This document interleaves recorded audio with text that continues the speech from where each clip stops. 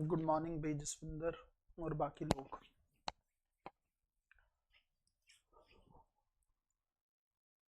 हम लोगों को आज जो है आईआर को स्टार्ट करना है। ठीक है, आप लोगों को पता है कि कॉम्बो बैच जो है हम लोगों का चल रहा है फाउंडेशन के अंदर ही, और इसके अंदर हम लोगों ने तकरीबन 2 सब्जेक्ट अभी तक कंप्लीट कर लिए हैं। एक हम लोगों ने आंतरिक सुरक्षा कंप्लीट कर लिया है, और उसके अलावा हम लोगों ने भारतीय समाज को भी कंप्लीट कर लिया है। तो आज हम लोग जो है अंतर्राष्ट्रीय संबंधों को शुरू करने जा रहे हैं। यूपीएससी के पॉइंट ऑफ व्यू से काफ़ी इंपॉर्टेंट सब्जेक्ट है, और जितना मैं कहूँ कि सबसे ज़्यादा करंट अफेयर अगर किसी एक सब्जेक्ट में होता है, या जो समीकरण हैं समयानुसार बदलते रहते हैं, तो वो सब्जेक्ट अंतर्राष्ट्रीय संबंधों का है। तो हम लोगों को थोड़ा सा इसको बहुत अच्छे तरीके से समझने की कोशिश करनी है। सबसे पहले थोड़ा सा देखेंगे क्यों इसकी रेलिवेंस है ना, और यूपीएससी के क्या सिर्फ मेंस एग्जामिनेशन में ही इम्पोर्टेंट है या प्रीलिम्स में भी इसका रोल रहता है। उसके अलावा कौन सी चीज़ें हैं जो सिलेबस में बताई गई हैं, किसके आसपास रह के हम लोगों को इसको प्रिपेयर करना है, और अगर आप लोग कोई करंट अफेयर की न्यूज़ देखें तो उसको किस तरीके से इंटरलिंक करके पढ़ना है, कहाँ पे उसको ऐड करना है, इन सारी चीज़ों को समझते हुए हम लोग इसको आज स्टार्ट करने वाले हैं। सबसे पहली चीज़ तो मैं आपको बता दूं कि आईआर जो है अंतर्राष्ट्रीय संबंध जो है यूपीएससी के कौन से पेपर में है ना, मेंस एग्जामिनेशन की अगर मैं बात करूं तो ये जीएस पेपर 2 का हिस्सा है। जीएस पेपर 2 में कौन कौन से सब्जेक्ट हैं? पॉलिटी है, जानते हैं आप लोग है ना, पॉलिटी एंड कॉन्स्टिट्यूशन। उसके अलावा गवर्नेंस, शासन का जो हिस्सा है वो भी आपको पेपर सेकंड में मिलेगा। उसके अलावा सोशल जस्टिस का कुछ सेगमेंट जो है, सामाजिक न्याय का, वो भी पेपर 2 में। और चौथा सेगमेंट यहाँ पे आपको अंतर्राष्ट्रीय संबंधों का देखने को मिलेगा, आईआर देखने को मिलेगा। अब आईआर जो है यूपीएससी के पेपर 2 में है। सबसे पहले तो ये दिमाग में हमेशा के लिए क्लियर करके रख लेना है कितना पेपर इससे पूछा जाता है। तो मोटे तौर पर अगर मैं कहूं तो लगभग 4 से 5 सवाल जो हैं वो आपको आईआर से देखने को मिल जाएंगे, जिसके अंदर 3 सवाल तो हैं वो सीधे तौर पर संबंधों को लेकर पूछे जाते हैं, जैसे पड़ोसी देश के साथ किस तरह का संबंध है, चाहे वो भारत पाकिस्तान की बात हो, भारत चीन की बात हो, भारत भूटान संबंध हो, भारत नेपाल संबंध हो, भारत बांग्लादेश संबंध हो, है ना। इस तरीके से एक सवाल बन जाता है। दूसरा सवाल सुपर पावर्स में से किसी एक के साथ संबंधों को लेकर पूछ लिया जाता है। आप कहेंगे सर सुपर पावर्स क्या डिफाइन की गई? डिफाइन नहीं की गई हैं, वो देख के पता लग जाता है कि कौन सी सुपर पावर है इस समय, है ना। जैसे मैं अगर अमेरिका की बात करूं तो अपने आप में एक बहुत बड़ी पावर है। चीन की बात करूं तो वो भी अपने आप को सुपर पावर के तौर पर स्टेब्लिश कर चुका है। रूस की बात कर लो आप लोग, है ना, तो वहां पे भी आपको ये चीजें देखने को मिलेंगी। उसके अलावा कई और कंट्रीज भी हैं, जैसे जो बड़े स्तर पर अमेरिका के इक्वल तो नहीं है, लेकिन कहीं ना कहीं पे अपने आप को बड़ी भूमिका के तौर पर वो देश निभाते रहे, खास करके अंतर्राष्ट्रीय राजनीति में। जैसे ब्रिटेन है, फ्रांस है, भारत है, इस तरह के देशों को भी इसमें शामिल किया जाता है। अब बात यह है कि भारत का जो बिगेस्ट कंट्रीज हैं या पावरफुल कंट्रीज हैं, उनमें से किसी एक कंट्री के साथ किस तरह का रिलेशन है, उसको लेकर भी एक सवाल यूपीएससी में बंद देखने को मिलता है ना। तो 2 से 3 संबंध तो जो सवाल हैं वो पूछ लेते हैं देशों को लेकर, है ना। भारत नेपाल के संबंध, भारत चीन के संबंध, भारत अमेरिका के संबंध, भारत चीन के संबंध, भारत और रूस के संबंध, इस तरह से, है ना, भारत और फ्रांस के संबंध, भारत इजराइल संबंध। लेकिन 2 सवाल लगभग पूछे जाते हैं यूपीएससी में, वो होता है ग्रुपिंग के पॉइंट ऑफ व्यू से, है ना। जैसे ब्रिक्स एक ग्रुप है, आप लोग बहुत अच्छे से जानते हैं। जैसे आसियान एक ग्रुप है, जैसे संयुक्त राष्ट्र एक ग्रुप है, जैसे वर्ल्ड हेल्थ ऑर्गेनाइजेशन एक ग्रुप है, उसी तरीके से सार्क एक ग्रुप है। इस तरीके से बहुत सारे ग्रुप बने हुए हैं। तो इन ग्रुपिंग को लेकर जैसे डब्ल्यूटीओ, वर्ल्ड ट्रेड ऑर्गेनाइजेशन, बहुत रिपीटेड तरीके से पूछा जाता है। डब्ल्यूटीओ दोनों तरीके से इंपॉर्टेंट हो जाता है, विश्व व्यापार संगठन, एक तो आपका जो अर्थव्यवस्था वाला सेगमेंट है उसके पॉइंट ऑफ व्यू से, और दूसरा जो है आप देखोगे तो आपको देखने को मिलेगा अंतर्राष्ट्रीय संबंधों के दृष्टिकोण से, क्योंकि यह भी एक अंतर्राष्ट्रीय संस्था है जिसके साथ भारत के काफी अच्छे रिलेशन भी रहे हैं, और काफी बुरा दौर भी भारत ने विश्व व्यापार संगठन के साथ देखा है। तो ये इस तरीके से यूपीएससी जो है मेंस एग्जामिनेशन के अंदर आईआर से सवाल को फ्रेम करता है। ठीक है, यहां तक आप लोग बहुत अच्छे से क्लियर हो गए होंगे। अब 5 सवाल है तो लगभग मोटे तौर पर आप आइडिया ले लेंगे कि अगर मान लीजिए 4 सवाल, 3 सवाल 15 नंबर के लो और 2 सवाल 10-10 नंबर के लो, तो मेरे हिसाब से अगर 15 के ही 5 लोगे तो आपको देखने को मिल जाएगा लगभग 75 से 80 मार्क्स का पेपर जो है वो आपको देखने को मिलेगा। आईआर के पॉइंट ऑफ व्यू से। ठीक है, सबसे पहले क्लियर हुआ क्या कौन से पेपर में है, कितने मार्क्स का पेपर आता है। अब तीसरा सवाल ये है क्या सिर्फ मेंस के लिए इंपॉर्टेंट है या प्रीलिम्स एग्जामिनेशन में भी इसका कोई रोल है। तो आप लोगों को जानकर खुशी भी होगी। और गुड मॉर्निंग भाई रानी। और अपडेट भी आपके लिए ये है कि लगभग 7 से 9 सवाल यूपीएससी प्रीलिम्स में अब आईआर को लेकर पूछने लगा है। तो आप आइडिया लगा सकते हो कि अगर मैं कम से कम मिनिमम भी मानूं 7 सवाल भी अगर पूछ रहा है और 2 नंबर का एक सवाल है तो 14 नंबर का पेपर आईआर से यूपीएससी प्रीलिम्स एग्जामिनेशन में भी पूछा जाने लगा है। आप कहेंगे सर आपने बताया कि मेंस एग्जामिनेशन में 3 सवाल संबंधों को लेकर हैं या 2 सवाल संबंधों को लेकर है और 2 सवाल ग्रुपिंग को लेकर है। प्रीलिम्स में किस तरह का रेशियो रहता है? प्रीलिम्स में 2 तरह के सवाल ज्यादा रेलिवेंट रहते हैं। एक तो प्लेसेस इन न्यूज जो होता है, करंट अफेयर का ही सेगमेंट है ये। इसका मतलब कौन सा स्थल चर्चा में रहा है, यूक्रेन की कोई लोकेशन है जहां पे वॉर चल रहा है, इजराइल और गाजा वाला जो क्षेत्र है वहां पर कोई ऐसी लोकेशन है जहां पर वॉर चल रहा है, कतर की कोई ऐसा लोकेशन है जहां पर इजराइल ने अटैक किया हो, सीरिया का कोई पोर्ट है, कोई भी चीज हो सकती है जो करंट अफेयर में हो, वो आईआर के पॉइंट ऑफ व्यू से न्यूज में होगी, उसको लेकर सवाल। इस तरह के 2-3 सवाल काफी ज्यादा यूपीएससी पूछता है। दूसरा ग्रुपिंग वाला सेगमेंट यहाँ पे भी काफी इंपॉर्टेंट हो जाता है, जैसे भारत कौन से ग्रुप का सदस्य है। अब इसको जरूरी नहीं है कि सीधा सवाल सिर्फ इतना पूछे, वो ग्रुप को लेकर 3 से 4 स्टेटमेंट फ्रेम करता है जिसमें एक स्टेटमेंट होता है क्या भारत इसका सदस्य है क्या नहीं है। जैसे ब्रिक्स को लेकर भी सवाल बनता है, डब्ल्यूएचओ को लेकर भी सवाल बनता है, डब्ल्यूटीओ को लेकर रिपीटेड सवाल यूपीएससी ने प्रीलिम्स एग्जामिनेशन में पूछे है ना, चाहे वो एससीओ हो उसको लेकर भी सवाल बना है, आसियान को लेकर भारत को की सदस्यता को लेकर पूछा जा चुका है। तो ग्रुपिंग जो है वो ना केवल आपको मेंस एग्जामिनेशन के लिए प्रिपेयर करने बल्कि प्रीलिम्स एग्जामिनेशन के लिए भी उनको बहुत अच्छे तरीके से रेडी करना होगा। और एक छोटे से छोटे ग्रुप को लेकर भी आपको ध्यान रखना होगा कि भाई कौन से ग्रुप में भारत सदस्य है, कहां भारत सदस्य नहीं है, ये सारी चीजों को ध्यान में रखते हुए ही आप लोगों को आगे बढ़ना होगा। तो रेलिवेंस प्रीलिम्स के साथ साथ मेंस एग्जामिनेशन में भी है। क्वांटिटी मतलब कितना पेपर पूछा जा रहा है, तो अच्छा खासा पेपर जो है आईआर से पूछा जा रहा है। और तीसरी चीज मैंने आपको बताई है कि करंट अफेयर का सबसे ज्यादा पोर्शन इसी के अंदर ही ऐड होता है। तो उस लिहाज से भी ये टॉपिक काफी इंपॉर्टेंट है और टीचर से पढ़ना इसको बहुत ज्यादा जरूरी है। कई बार हमें खुद समीकरण जो होते हैं, इक्वेशंस जो अंतरराष्ट्रीय संबंधों में चल रही होती वो हमारी समझ से बाहर हो जाती है। जैसे अभी अफगानिस्तान के साथ अगर आपको पता होगा भारत और तालिबान किस तरीके से अब जो है क्लोज आ रहे हैं। देखो अभी तक भारत ने तालिबान के साथ रिश्तों को थोड़ा सा छुपा के रखा था, है ना। हम लोग बैक चैनल जो है टॉक करने में इन्वॉल्व थे, बात कर रहे थे। जब से तालिबान आया सत्ता में अफगानिस्तान में हम लोग बात कर रहे थे, लेकिन हम पब्लिकली दिखा नहीं रहे थे कि हम बात कर रहे हैं, हम थोड़ा छुप छुपा के काम कर रहे थे। तालिबान भी यही चीजें कर रहा था, वो भी पब्लिकली खास कुछ अनाउंस नहीं कर रहा था, लेकिन अब थोड़ा सा खुल के सामने आ गए। क्या उसका कोई बड़ा कारण है? अभी एक कारण है, आज से 10-15 दिन पहले इस्लामाबाद में एक कॉन्फ्रेंस हुई। उस कॉन्फ्रेंस में तालिबान के खिलाफ वाले जो ग्रुप थे वो इकट्ठे हुए थे।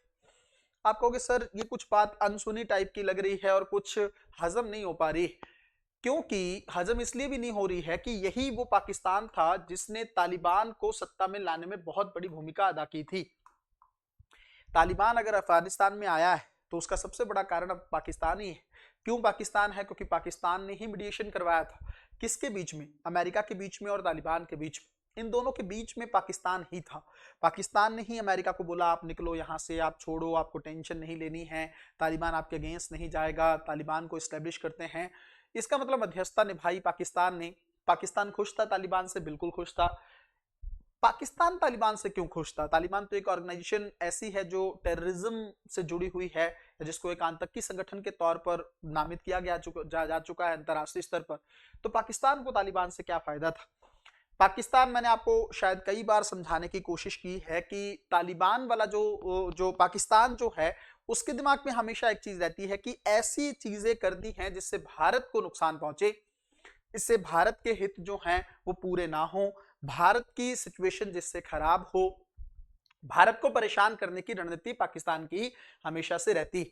तो आपको पता है कि तालिबान जो है वो भारत के साथ उसके अच्छे रिलेशन नहीं है ना। पहले भी जब सत्ता संभाली थी तालिबान ने अफगानिस्तान में, तब भारत ने इसको रिकॉग्नाइज नहीं किया था। भारत कभी नहीं चाहता था कि अफगानिस्तान के अंदर तालिबान की सत्ता आए, मजबूरी थी, अमेरिका ने तालिबान को वहां सौंप दिया अफगानिस्तान को, तो फिर हमारे पास कोई विकल्प बचा नहीं, इसलिए हम तालिबान के साथ बातचीत करना है। क्योंकि देखो अब किसी एक कंट्री को छोड़ा नहीं जा सकता है, अफगानिस्तान में हमारी 2 बिलियन से ज्यादा की इन्वेस्टमेंट है, तो ऐसी सिचुएशन में हम उसको ऐसे नहीं छोड़ सकते, हमें थोड़ा हेल्प करनी होगी और अफगानिस्तान के साथ रिश्तों को बेहतर करना होगा। अब सत्ता में तालिबान है तो चाहे अब तालिबान के साथ ही करना पड़े, वो एक अलग सेगमेंट है। अब बात सवाल भारत पे बस सिर्फ इतना खड़ा हो रहा है कि दुनिया में लोकतंत्र की बड़ी बड़ी बातें करने वाला भारत आज एक आतंकी संगठन के साथ संबंधों को नॉर्मलाइज कर रहा है। तो क्या भारत को मान लिया जाए कि भारत कभी भी इस चीज को लेकर मतलब प्रॉपर नहीं है, भारत के सिद्धांत नहीं है कोई, भारत किसी एक बात पे अडिग नहीं रह सकता है, भारत मौका प्रस्त है, समय दिखेगा तो बदल जाएगा, क्या कुछ ऐसी बातें है ना अंतरराष्ट्रीय स्तर में या अंतरराष्ट्रीय राजनीति में इन चीजों को लेकर इस समय चर्चाएं चल रही। देखो भाई, कभी भी ना कभी तो आपको जीवन में प्रैक्टिकल बनना ही पड़ता है ना। देखो हमेशा कभी भी कोई व्यक्ति सैद्धांतिक नहीं रह सकता है, मेरा मानना पर्सनली ऐसा है। कई बार जीवन में कुछ दौर ऐसे आते हैं जब आपको प्रैक्टिकल होना पड़ता है, थोड़ा व्यवहारिक होना पड़ता है, तो भारत के साथ भी अभी कुछ वैसी ही स्थिति है।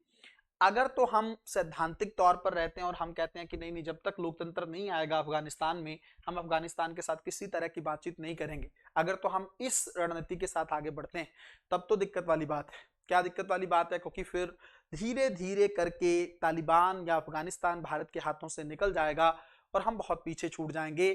बाकी कंट्री जैसे चीन है, बहुत अच्छे रिलेशन मेंटेन कर रहा है तालिबान के साथ, जैसे रूस है, उसने तो तालिबान को अंतर्राष्ट्रीय स्तर पर मान्यता भी दे दी है। एक ही कंट्री है जिसने तालिबान को अभी तक रिकॉग्नाइज किया है, वो है रूस। अमेरिका ऑलरेडी तालिबान को स्टैब्लिश करके जा चुका है, तो अमेरिका में अभी वैसे भी ट्रंप ही हैं, ये वही ट्रंप हैं जिन्होंने तालिबान के हाथों में अफगानिस्तान को सौंप दिया था, सिर्फ एक छोटी सी शर्त पर। वो शर्त ये थी कि पाकिस्तान या अफगानिस्तान में कोई भी ऐसा ग्रुप जो होगा नहीं होगा या अमेरिका के हित प्रभावित नहीं होने चाहिए। इसका मतलब यह था कि अफगानिस्तान की धरती पर ऐसा कोई काम नहीं होगा जिससे अमेरिका को नुकसान पहुंचे, सिर्फ इतनी कंडीशन पर ही उसने तालिबान को सत्ता सौंप दी थी। तो ये 3 बड़ी पावर्स हैं, इन तीनों बड़ी पावर्स ने तालिबान के साथ बेहतर संबंध स्थापित कर लिए हैं। अगर हम नहीं करेंगे तो हम बहुत पीछे छूट जाएंगे, एक तो बड़ा कारण ये। दूसरा बड़ा कारण ये है कि जब पाकिस्तान को कोई तंग करता है तो हमें भी मजा आता है भाई। अगर पाकिस्तान हम तंग होते हैं, हम परेशान होते हैं, तो पाकिस्तान क्या होता है? खुश होता है। अब पाकिस्तान अगर परेशान है तो हमें भी थोड़ा सा अच्छा लग रहा है। क्यों परेशान है पाकिस्तान? क्योंकि तालिबान के साथ उसकी झड़पें चल रही हैं सीमा पर, और इन दोनों देशों के बीच में सीमा विवाद है, ठीक है, बॉर्डर डिस्प्यूट है। और सीमा विवाद के पॉइंट ऑफ व्यू से अगर हम लोग देखें इस चीज को, तो उससे आप लोग अंदाजा लगा सकते हो कि पाकिस्तान को अब तालिबान नहीं भा रहा है।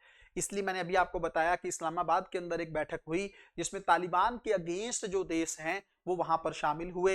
ये चीज तालिबान को अच्छी नहीं लगी और उसके 10 ही दिनों बाद जो तालिबान के विदेश मंत्री हैं उनका अभी भारत का 1 हफ्ते का दौरा चला है।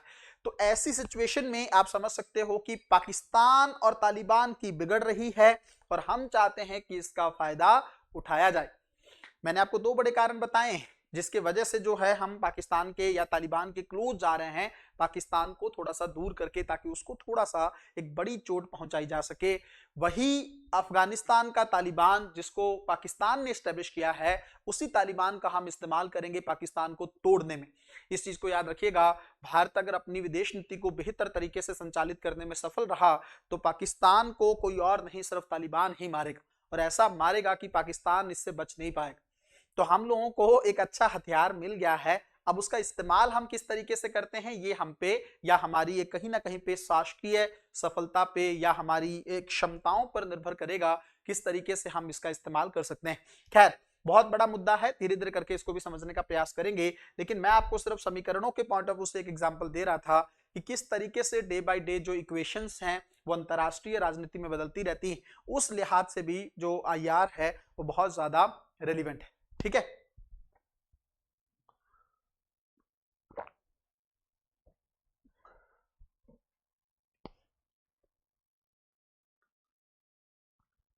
अब सिलेबस क्या है, IR के पॉइंट ऑफ व्यू से किस तरह का पाठ्यक्रम जो है UPSC ने दे रखा है, खास करके GS पेपर 2 में। सबसे पहली लाइन अगर आप सिलेबस की पढ़ेंगे तो उसके अंदर लिखा हुआ है भारत तथा इसके पड़ोसी देशों के साथ संबंध। ठीक है, भारत के पड़ोसियों के साथ किस तरह के रिलेशन है, कौन से पड़ोसी है भारत के, क्या सिर्फ जो है भूमि सीमा साझा करने वाले पड़ोसी को ही पढ़ना है या फिर जो समुद्री सीमा साझा करते हैं उन पड़ोसियों को भी पढ़ना है। वैसे तो इंपॉर्टेंट वही है, लेकिन हमें समुद्री सीमा के साथ पड़ोसियों को भी देखना है, किसको किसको पढ़ना है। भारत का पाकिस्तान के साथ क्या रिलेशन है वो इसके अंदर आएगा। भारत और चीन के किस तरह के संबंध हैं वो हम लोग पढ़ेंगे। अच्छा, क्या संबंधों का सिर्फ प्रेजेंट सिचुएशन देखेंगे या ऐतिहासिक कालक्रम भी देखेंगे, थोड़ा सा ऐतिहासिक कालक्रम भी पता होना चाहिए। 1947 से भारत आजाद हुआ है, उससे लेकर अब तक किसी एक देश के साथ किस तरह के भारत के रिलेशन रहे, कब क्या चीज हुई, कब उतार चढ़ाव। अब देखो, पूरा ऐतिहासिक कालक्रम लिखने का तो कोई मतलब है नहीं, ये एक छोटी से छोटी बात को लिख के नोट कर लिया जाए, क्योंकि हम लोग आईआर की बुक नहीं लिख रहे हैं, हमें सवाल लिखना है और वो सवाल की सीमा हमारी या तो 150 वर्ड की होगी या 250 वर्ड्स की होगी, तो उस हिसाब से हमें देखना है। तो ऐतिहासिक कालक्रम थोड़ा सा हम लोग देखेंगे। फोकस हमारा रहेगा कि वर्तमान में कौन कौन से इशू चल रहे हैं, कौन कौन से मुद्दे चल रहे हैं, क्या उनमें कोई एक बड़ा मुद्दा भी है, और उन मुद्दों को दूर करने के लिए भारत और पाकिस्तान, भारत और चीन किस तरह के एफर्ट्स कर रहे हैं और क्या करने की जरूरत है। वही एक पैटर्न रहेगा जो आंसर राइटिंग के पॉइंट ऑफ व्यू से हम लोग हमेशा से ही करते आए हैं। भारत चीन के संबंध देखेंगे, भारत भूटान के संबंध देखेंगे, भारत नेपाल के संबंध देखेंगे, भारत बांग्लादेश के संबंध देखेंगे, भारत म्यांमार के संबंध देखेंगे, भारत श्रीलंका के संबंध देखेंगे। तो ये पड़ोसी देश हैं जिनके साथ भारत को, जो भारत की सीमा साझा होती है, चाहे वो भूमि की हो, समुद्री सीमा हो, इनके साथ हम लोगों को सबसे पहले रिलेशंस को पढ़ना है। और सबसे बड़ी बात और सबसे इंपॉर्टेंट चीज मैं आपको बता दूं, 101% इस पे सवाल आता ही आता है। मतलब किसी ना किसी एक पड़ोसी को हमें मतलब पेपर में देखने को मिलेगा ही मिलेगा। इवन मैं आपको लास्ट में बता भी दूंगा कौन से वो 2 पड़ोसी, अभी नहीं बताऊंगा वरना आप लोग जो है उन क्लासेस पे उतना अच्छे से फोकस नहीं करोगे, आप उन्हीं 2 जो है पड़ोसियों पे ध्यान दोगे जो मैं आपको बता दूंगा। लेकिन अभी मैं चाहता हूं कि सब पे ध्यान देके अच्छे से आप लोगों को पढ़ने की जरूरत। दूसरा, सिलेबस के अंदर लिखा हुआ है कि भारत से संबंधित या भारत के हितों को प्रभावित करने वाले द्विपक्षीय, क्षेत्रीय और वैश्विक समूह या कोई समझौता है। अब द्विपक्षीय कोई एग्रीमेंट है, मान लो, या कोई ग्रुप है, दो देशों के बीच में बना हुआ है या उससे ज्यादा देशों के बीच में बना हुआ है, क्षेत्रीय रीजनल है। अब जैसे रीजनल की मैं बात करूं तो कौन से देश हो सकते हैं, है ना, जैसे सार्क एक रीजनल ग्रुप है, सार्क एक क्या है, रीजनल ऑर्गेनाइजेशन है। आप कहोगे सर क्षेत्रीय ऑर्गेनाइजेशन क्या होता है या क्षेत्रीय संगठन क्या होता है। क्षेत्रीय समूह वो होता है जो क्षेत्र पर ध्यान दे, क्षेत्रीय समूह वो होता है जो एरिया पर, क्षेत्र पर ध्यान दे। और क्षेत्र, एरिया का मतलब क्या है।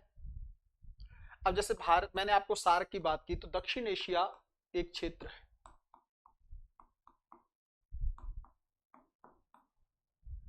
साउथ एशिया क्या है, एक क्षेत्र है। इसी तरीके से एक रीजनल ऑर्गेनाइजेशन है आसियान। अब ये किस पे फोकस करती है, दक्षिण पूर्व एशिया पे।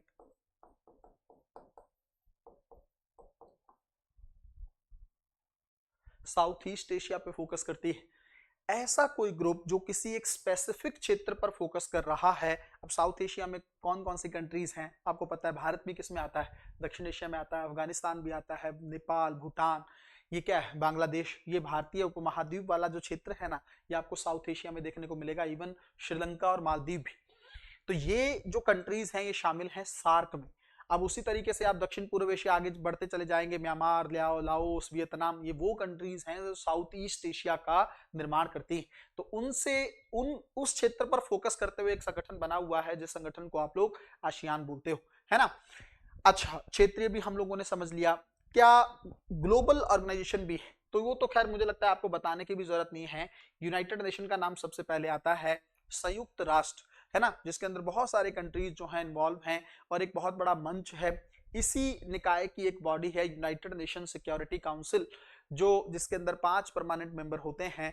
उसको लेकर भी, P5 को लेकर भी हम लोग अच्छे से पढ़ने वाले हैं। क्या वीटो पावर है, क्या कुछ है, यूएन में कौन से सुधार की जरूरत है, क्या भारत को यूनाइटेड नेशन सिक्योरिटी काउंसिल की स्थायी सदस्यता कभी मिल पाएगी, क्या ये P5, P6, P7, P8 कभी हो भी पाएगा, या सिर्फ और सिर्फ यह एक सपना है भारत का जो कभी भी पूरा नहीं होगा, है ना। सिर्फ भारत का सपना नहीं है, जापान का भी सपना है ना, तो ब्राजील का भी सपना है, तो बहुत सारी कंट्रीज हैं जिनके सपने इस तरीके से हुए हैं।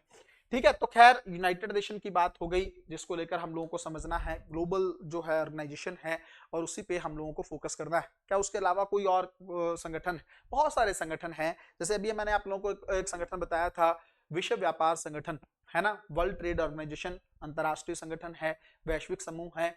उसी तरीके से आप देखेंगे वर्ल्ड हेल्थ ऑर्गेनाइजेशन WHO, तो वो भी आपको देखने को मिलेगा। विश्व स्वास्थ्य संगठन है, ये भी एक ग्लोबल ऑर्गेनाइजेशन है।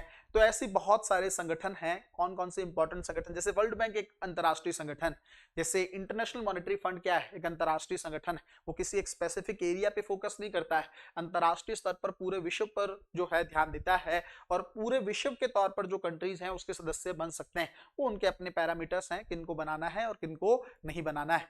तीसरा, अगर सिलेबस की हम लोग बात करें तो उसमें लिखा हुआ है विकसित और विकासशील देशों की नीतियां और राजनीति का भारत के हितों पर प्रभाव और भारतीय प्रवासी समूह। ठीक है, अब विकसित देश कौन से हैं? क्या स्पेसिफिक कोई डेफिनेशन है ना? इनकम के पॉइंट ऑफ व्यू से कुछ है या नहीं है? सबसे पहली चीज मैं आपको एक बात बताऊं, कौन कौन सी कंट्रीज को डेवलप कंट्री के तौर पर शामिल किया जाता है? पता ही आपको, अमेरिका है, यूरोप की कंट्रीज हैं, ये सब क्या है? विकसित कंट्री के तौर पर। ऑस्ट्रेलिया एक डेवलप कंट्री के तौर पर है। इनके जो पर कैपिटा इनकम है काफी ज्यादा है, कंडीशन बहुत बेटर है, स्वच्छता को लेकर, स्वास्थ्य को लेकर, एजुकेशन को लेकर बड़ा अच्छा काम हुआ है, इंफ्रास्ट्रक्चर बहुत बेहतरीन बना हुआ है। ये सारी चीजों में भारत अभी धीरे धीरे प्रगति कर रहा है। भारत विकासशील से विकसित देश बनने की तरफ अग्रसर है ना, धीरे धीरे हम लोग विकास की यात्रा तय कर रहे हैं। दूसरा, विकसित या विकासशील देश। अब विकासशील देश कौन से हैं? जैसे चीन भी अपने आप को विकासशील मानता है, और इस बात पे ट्रंप हंसते भी हैं। ट्रंप कहते हैं कि चीन कहां से विकासशील है, इतनी बड़ी इसकी 18-19 ट्रिलियन डॉलर की इकोनॉमी हो गई है, ये अभी भी विकासशील देश? तो ये सोचने वाली बात है। इवन ट्रंप तो भारत के लिए भी बोलते हैं कि भारत की इकोनॉमी 4 ट्रिलियन डॉलर के आसपास होने को जा रही है, भारत कहां से विकासशील देश?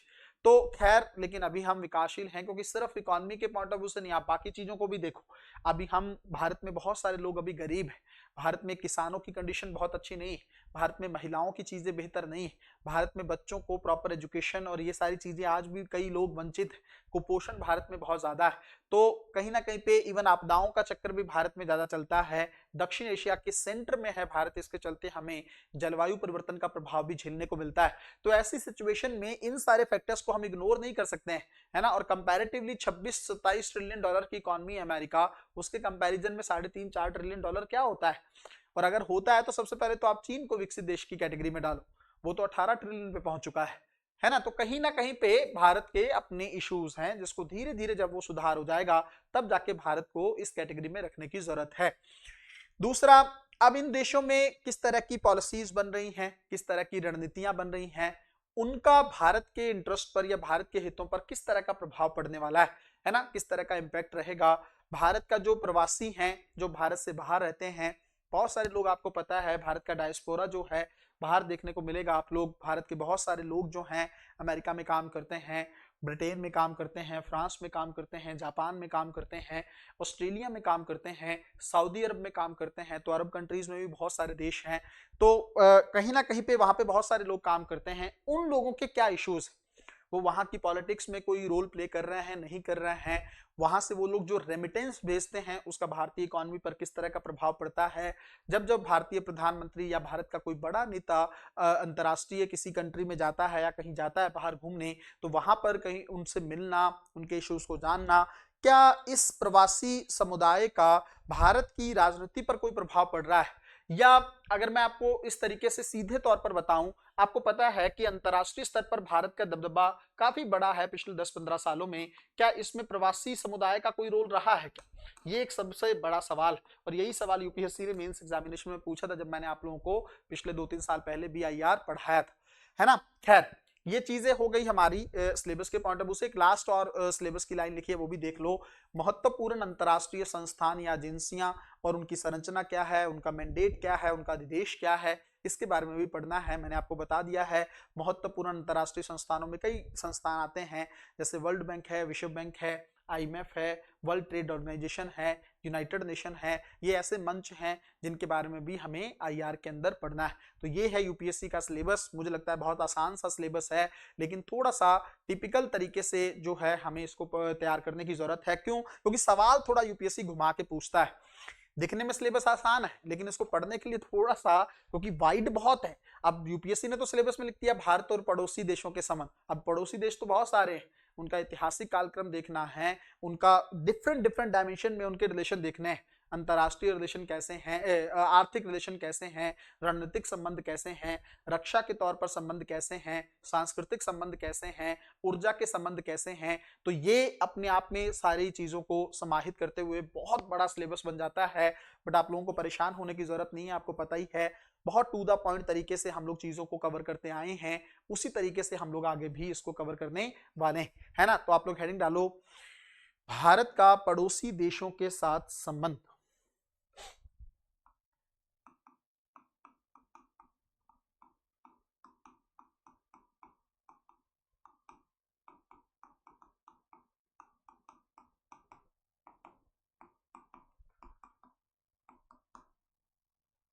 भारत का पड़ोसी देशों के साथ संबंध।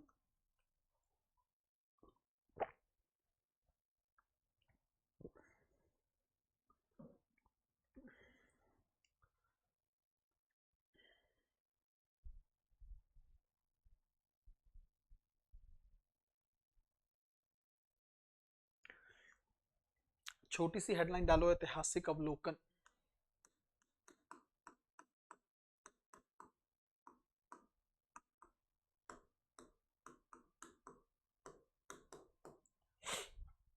ऐतिहासिक अवलोकन।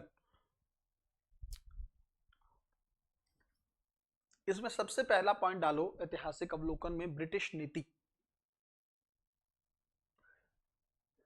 सबसे पहला पॉइंट डालो ब्रिटिश नीति।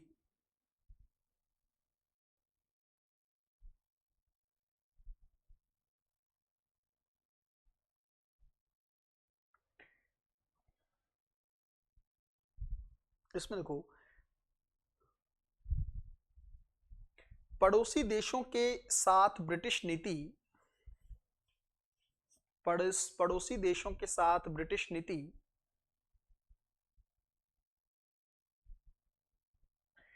भारतीय उपनिवेश को सुरक्षित करने की,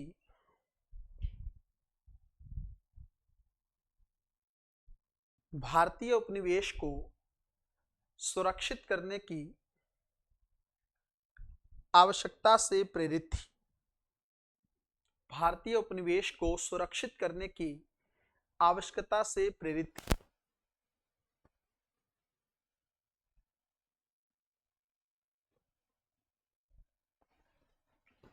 भारतीय उपनिवेश को सुरक्षित करने की आवश्यकता से प्रेरित थी।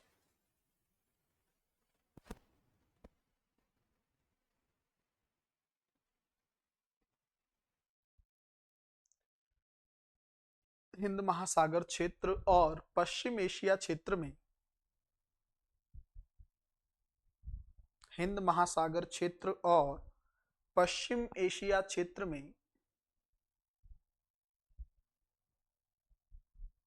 ब्रिटिश नियंत्रण का उद्देश्य, पश्चिम एशिया क्षेत्र में ब्रिटिश नियंत्रण का उद्देश्य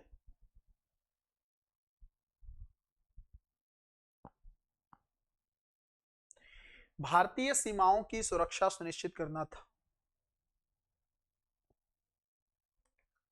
भारतीय सीमाओं की सुरक्षा सुनिश्चित करना था।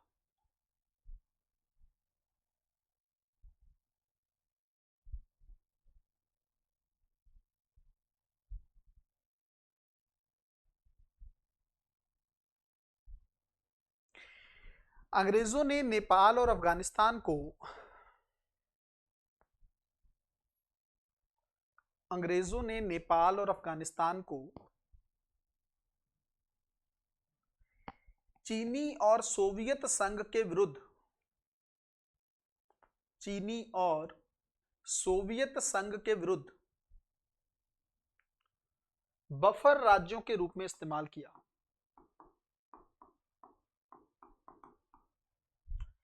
चीनी और सोवियत संघ के विरुद्ध बफर राज्यों के रूप में इस्तेमाल किया?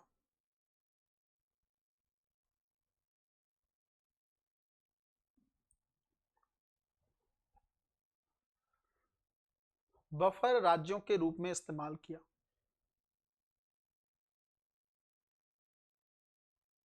ठीक है, ये ब्रिटिश वाला हो गया। क्या किया ब्रिटेन ने भाई? आपको पता है कि देखो ब्रिटिश उपनिवेश था भारत, अंग्रेजों ने भारत पर लगभग 200 साल तक शासन किया है। पॉजिटिव चीज अगर देखें तो अंग्रेजों ने भारत को जोड़ने में भूमिका तो निभाई है। उससे पहले भारत कई छोटी छोटी रियासतों में बटा हुआ था। पॉजिटिव सेंस को लिखना नहीं है, बट मैं आपको समझा रहा हूं। इससे पहले भारत 550 से ज्यादा रियासतों में बटा हुआ था। छोटे छोटे जो है रियासतें थी भारत का, ये पूरा क्षेत्र अगर आप देखेंगे। ऐसी सिचुएशन में जैसे कुछ एग्जांपल्स अगर आप देखना चाहें तो एक रियासत जैसे बड़े अगर नाम मैं लूं, बंगाल अपने डायरेक्शन में चल रहा था प्लासी के वॉर से पहले। साउथ जो है वहां पर आपको पता है मराठा भी देखने को मिलते हैं, वहां पर टीपू सुल्तान या मैसूर रियासत भी देखने को मिलती है। उत्तर की अगर मैं बात करूं तो राजपूत अलग डायरेक्शन में चल रहे हैं और सिख साम्राज्य अलग डायरेक्शन में चल रहा है। नेपाल के साइड में गोरखा नियंत्रण। तो हर कोई अलग, और इसके ये बड़े नाम है। और इसके अलावा बहुत छोटी छोटी रियासतें थी और इन रियासतों का आपस में संबंध रहा है, ऐतिहासिक रूप से रहा है। ब्रिटेन जैसे ही भारत पर कब्जा किया, बंगाल के रास्ते वो साउथ पहुंचा और साउथ से होते हुए उसने उत्तर भारत पर नियंत्रण कर दिया। एक हिसाब से भारत को एकीकृत कर दिया, भारत के पूरे क्षेत्र पर उसने राज किया है। ऐसी सिचुएशन में एक तो हम लोग क्लोज हो गए, और जैसे ही ब्रिटेन भारत को छोड़ के गया तो उस समय जो आपको पता है सरदार पटेल जी के एफर्ट से और नेहरू की एक अच्छी पॉलिसी के चलते कई सारी रियासतों को जोड़कर भारत के रूप में एक देश का गठन कर दिया गया। सबसे पहली चीज तो हमें यह समझने की जरूरत, ब्रिटेन आया भारत में, उसने 200 साल तक भारत को उपनिवेश बनाकर रखा, भारत को एक हिसाब से गुलाम बनाकर रखा और भारत की आर्थिक लूट की। ये मैंने आप लोगों को इकोनॉमी में बहुत अच्छे तरीके से पढ़ाया है कि भारत को आर्थिक रूप से पंगु बनाकर रख दिया था। अंतरराष्ट्रीय स्तर पर अर्थव्यवस्था में बड़ा योगदान देने वाला भारत 1750 की ईस्वी के आसपास, और जब अंग्रेज छोड़ कर गए 1947 तक, भारत की कंडीशन ऐसी हो गई थी कि लोग अकाल से पीड़ित थे, लोग कुपोषण से मर रहे थे, लोगों की हालत अच्छी नहीं थी, डिफेंस अच्छा नहीं था, कुछ भी अच्छा नहीं था भारत में उस कंडीशन में। बस ये था कि लोगों के अंदर एनर्जी थी, लोग लगातार स्वतंत्रता की लड़ाई लड़ रहे थे, उनके अंदर एक जुनून था, और उसी जुनून के चलते आज भारत विश्व की चौथी पांचवी बड़ी अर्थव्यवस्था बन गया है। अब ऐसी सिचुएशन में मैं आपको एक चीज बताता हूं, देखो आर्थिक रूप से लूटा गया। अब इस टाइम पीरियड में ब्रिटेन की विदेश नीति किस तरीके से रही है ना। अब वो तो ब्रिटिश भारत था, स्वतंत्र भारत तो था नहीं, ब्रिटेन की पॉलिसी ही चलनी थी। तो ब्रिटेन ने हमेशा एक चीज पे फोकस किया कि जो उसकी सीमाएं है ना, जो भी उसने सीमाएं तय कर रखी हैं भारत की, उनको किसी तरह का नुकसान ना हो। उसने हमेशा से इसी पॉलिसी को लेकर काम किया है ना, चाहे वो पश्चिम एशिया की चीजें हों, हिंद महासागर की चीजें हों, उसने हमेशा इस पे ध्यान रखा। कोई देश चाहे वो रूस हो, वो अटैक ना करे भारत पे, मतलब भारत पे अटैक करने का मतलब ब्रिटेन का साम्राज्य छिन जाएगा। उसी तरीके से जब सेकेंड वर्ल्ड वॉर के टाइम पे जापान नीचे से आ रहा था, तब भी उसने साउथ ईस्ट एशिया में या भारत के पूर्वोत्तर क्षेत्र में काफी एक्टिवली काम करने की कोशिश की। नेपाल के क्षेत्र में भी उसने इसी तरीके से किया। तो भारत की एक हिसाब से सीमाओं को सुरक्षित करने में उसने बड़ी भूमिका निभाई, ठीक है। लेकिन उसका जो ऑब्जेक्टिव था वो आर्थिक लूट था, अपने हितों को बचाना था, ना कि Bharat as a country secure करने की जरूरत, क्योंकि वो उस पर कंट्रोल करता था, वो उसको गुलाम बना के रखता था। तो जितना क्षेत्र भारत का सुरक्षित रहेगा, उतना ज्यादा वो टैक्स ले पाएगा, उतना ज्यादा भारत को आर्थिक रूप से लूट पाएगा, है ना। तो सारी चीजें एक ही ऑब्जेक्टिव से जुड़ी हुई थी, वो था उसका औपनिवेशिक हित। अब लिखो आप लोग, आजादी के बाद क्या कहानी रही। दूसरा पॉइंट लिखेंगे इसके अंदर, नेहरू की नीति।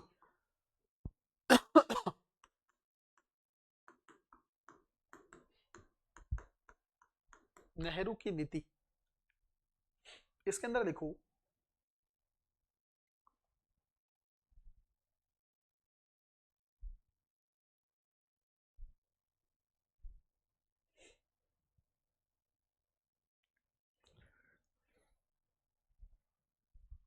भारत के पहले प्रधानमंत्री जवाहरलाल नेहरू और भारत के पहले प्रधानमंत्री जवाहरलाल नेहरू और गृह मंत्री सरदार वल्लभ भाई पटेल, गृह मंत्री सरदार वल्लभ भाई पटेल ने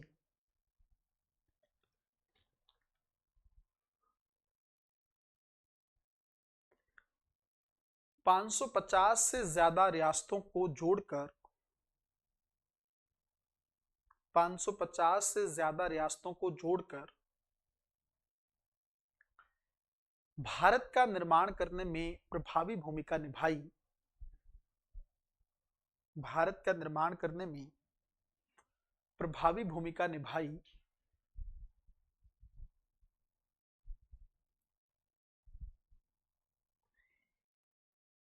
ब्रिटिश विरासत के चलते, ब्रिटिश विरासत के चलते नेहरू ने विकासात्मक परियोजनाओं पर ध्यान केंद्रित किया, नेहरू ने विकासात्मक परियोजनाओं पर ध्यान केंद्रित किया।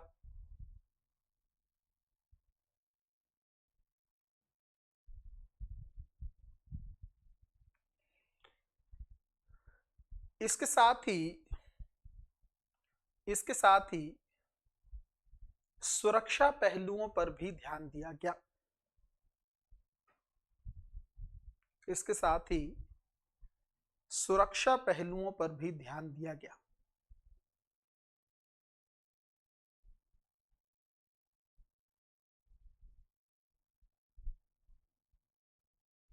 हालांकि इसमें क्लाइंट को हालांकि चीन पर जरूरत से ज्यादा विश्वास करना हालांकि चीन पर जरूरत से ज्यादा विश्वास करना भारत के लिए नुकसानदायक रहा।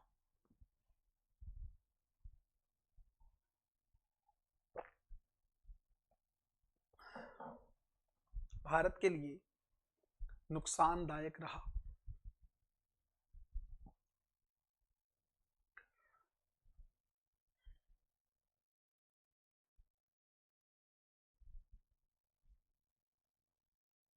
ठीक है, नेहरू की पॉलिसी किस तरह की रही?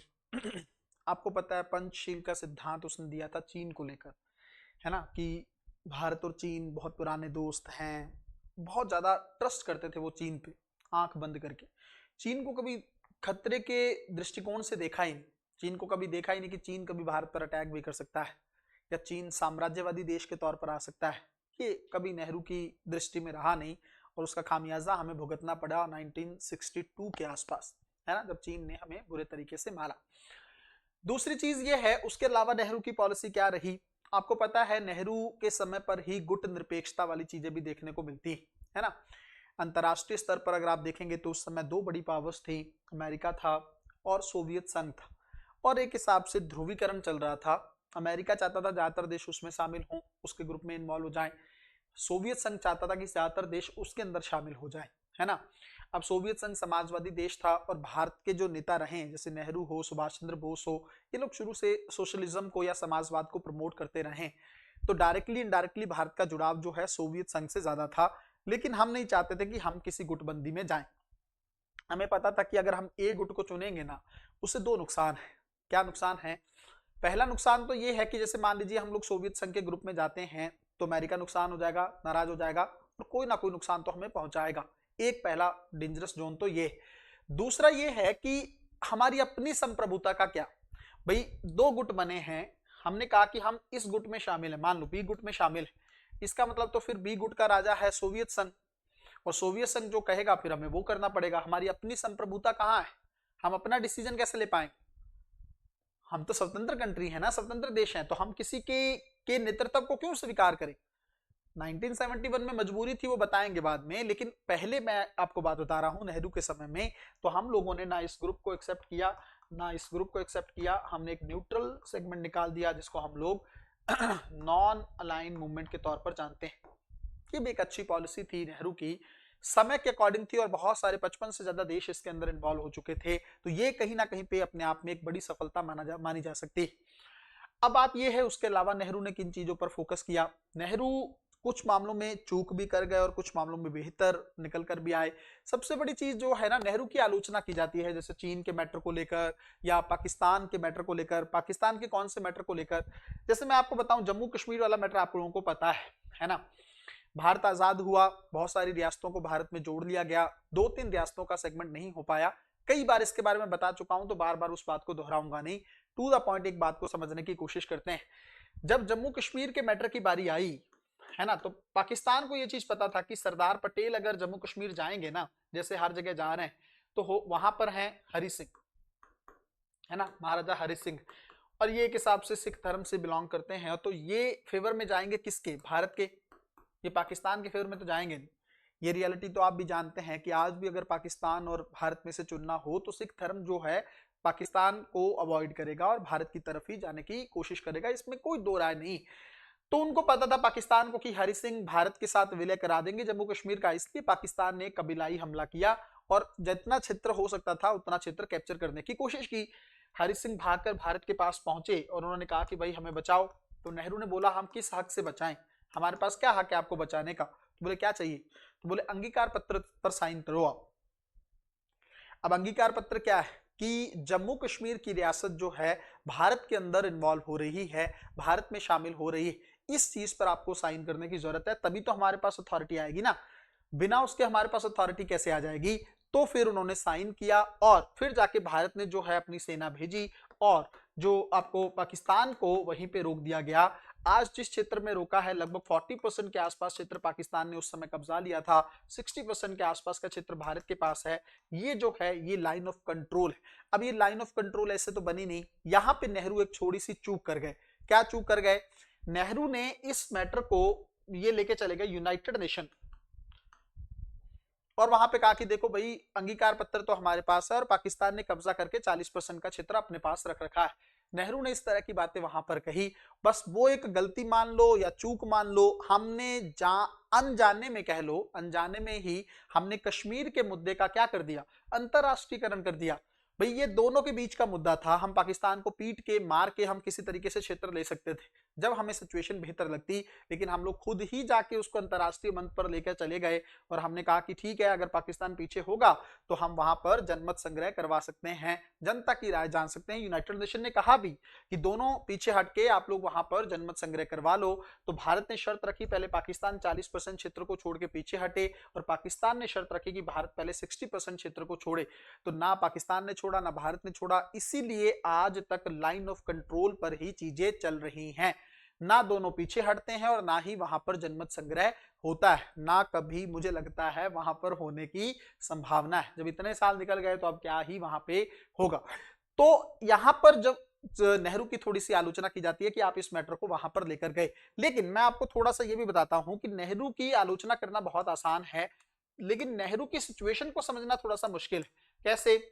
स्वतंत्र भारत के टाइम पे बहुत सारी चीजें ऐसी थी जो भारत उस समय चुनौतियों से जूझ रहा था। कौन कौन सी चुनौतियां थी? मुझे लगता है आप लोग खुद भी अच्छे से जानते हैं।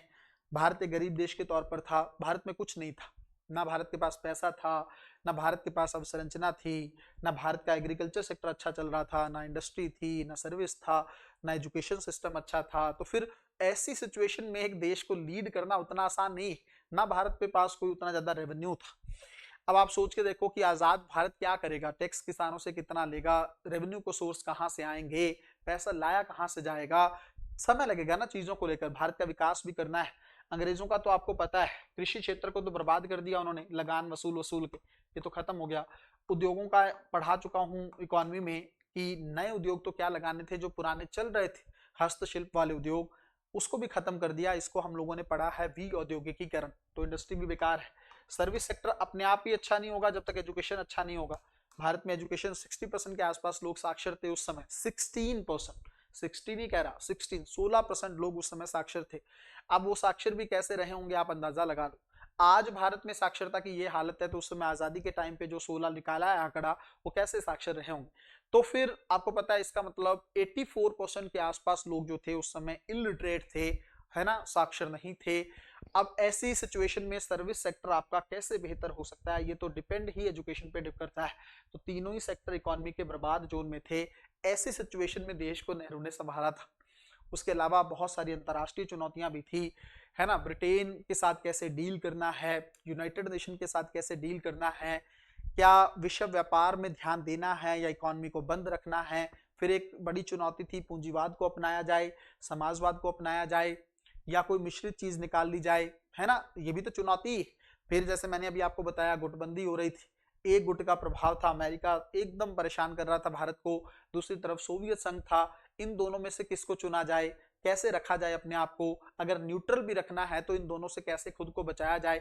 ये सारी चीजें जो है नेहरू के सामने बड़ी चुनौती के तौर पर थी। एग्रीकल्चर सेक्टर अच्छा नहीं था, इसके चलते अकाल पड़ रहा था, लोग मर रहे थे, है ना। अब भारत का क्या कुछ नहीं करना है, पहले तो भारत का विकास करना है, और विकास को लेकर भी अलग अलग धाराएं थी। गांधी जी चाहते थे विकास गांव से हो, नेहरू चाहते थे विकास शहरों से हो। अब शहरों में विकास करना है तो क्या चाहिए, अब संरचना अच्छी होनी चाहिए, उसके लिए भी पैसा चाहिए। इंडस्ट्री पे काम करना है, औद्योगिकीकरण करना है, उसके लिए भी पैसा चाहिए। आयात करना पड़ेगा कुछ चीजें, अभी एकदम से तो सरवाइव कर नहीं पाएंगे, ना ही आत्मनिर्भर बन पाएंगे, तो समय लगेगा, उसके लिए आयात भी करना होगा। एनर्जी के सोर्स हमारे पास कुछ है नहीं, पेट्रोल वगैरह डीजल वगैरह सब बाहर से चाहिए। इकोनॉमी तो तभी चल पाएगी ना जब ऊर्जा के संसाधन होंगे, ऊर्जा के संसाधन भी ज्यादा नहीं। तो ऐसी सिचुएशन में नेहरू के पास बहुत ज्यादा नव जो भारत था उसमें चुनौतियां ज्यादा थी, उम्मीद कम थी, सपोर्ट कम था। ऐसी सिचुएशन में नेहरू की आलोचना करना तो बहुत आसान है, लेकिन जिस तरीके से उन्होंने 15-16 साल देश को चलाया वो अपने आप में एक बहुत बड़ी चीज थी, और उस तरीके से भारत को चलाना भी आसान नहीं था, है ना। तो आलोचना करना बहुत आसान है, उस सिचुएशन पे बैठ के चीजों को डील करना अपने आप में बहुत मुश्किल है। चूक हुई, बहुत ज्यादा चीन पे ट्रस्ट नहीं करना चाहिए था, ये बात बार बार बोली गई थी। इवन सरदार पटेल ने भी उनको कहा था कि चीन पे उतना आंख बंद करके भरोसा करना ठीक नहीं है, पर नेहरू को लगता था कि चीन बड़ा भाई है ना। ये भी बात कही जाती है कि P5 के अंदर हमें ऑफर मिला था क्योंकि भारत एक डेमोक्रेटिक कंट्री था, है ना, बड़ा बड़ा देश था, तो हम चाहते थे, हमें बुलाया गया था कि आप इन्वॉल्व हो P5 में। बट हमने कहा कि हमारा बड़ा भाई जो है चीन है, हम नहीं चाहते कि वो ऐसे ही देखता रहे और हम जो है P5 में जाके बैठ जाएं। हमने चीन को आगे बिठा दिया, और आज उसका खामियाजा भारत ना केवल पिछले कई सालों से भुगतता रहा है, बल्कि जब तक P5 वाला ग्रुप चलता रहेगा तब तक भारत को इस चीज को फेस करना पड़ेगा। तो यहाँ पे भी बहुत बड़ा लैक जो है जवाहरलाल नेहरू का उस समय देखने को मिलता है। ठीक है, आगे चलते हैं, तीसरा पॉइंट डालेंगे, इंदिरा गांधी की नीति।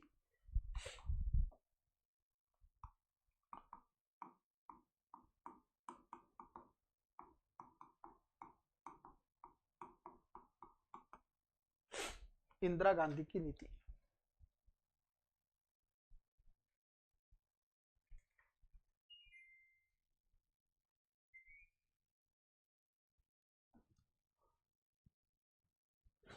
इसके अंदर देखो,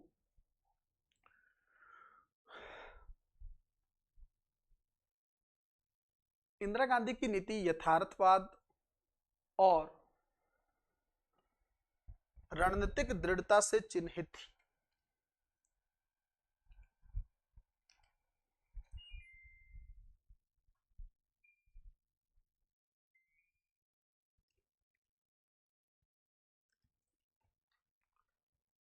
इंदिरा गांधी की नीति यथार्थवाद और रणनीतिक दृढ़ता से चिन्हित थी।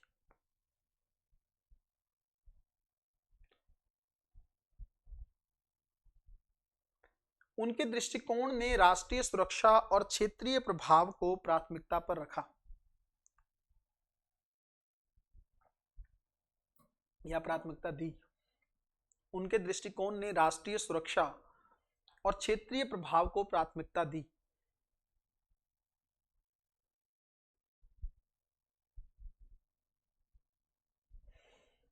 यह 1971 के बांग्लादेश मुक्ति संग्राम, यह 1971 के बांग्लादेश मुक्ति संग्राम, बांग्लादेश मुक्ति संग्राम, कॉमा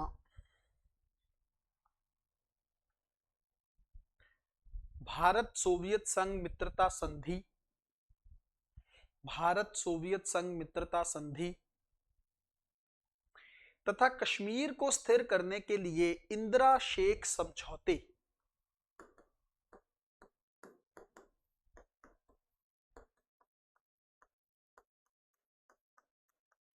कश्मीर को स्थिर करने के लिए इंदिरा शेख समझौते में स्पष्ट दिखाई देता है, में स्पष्ट दिखाई देता है।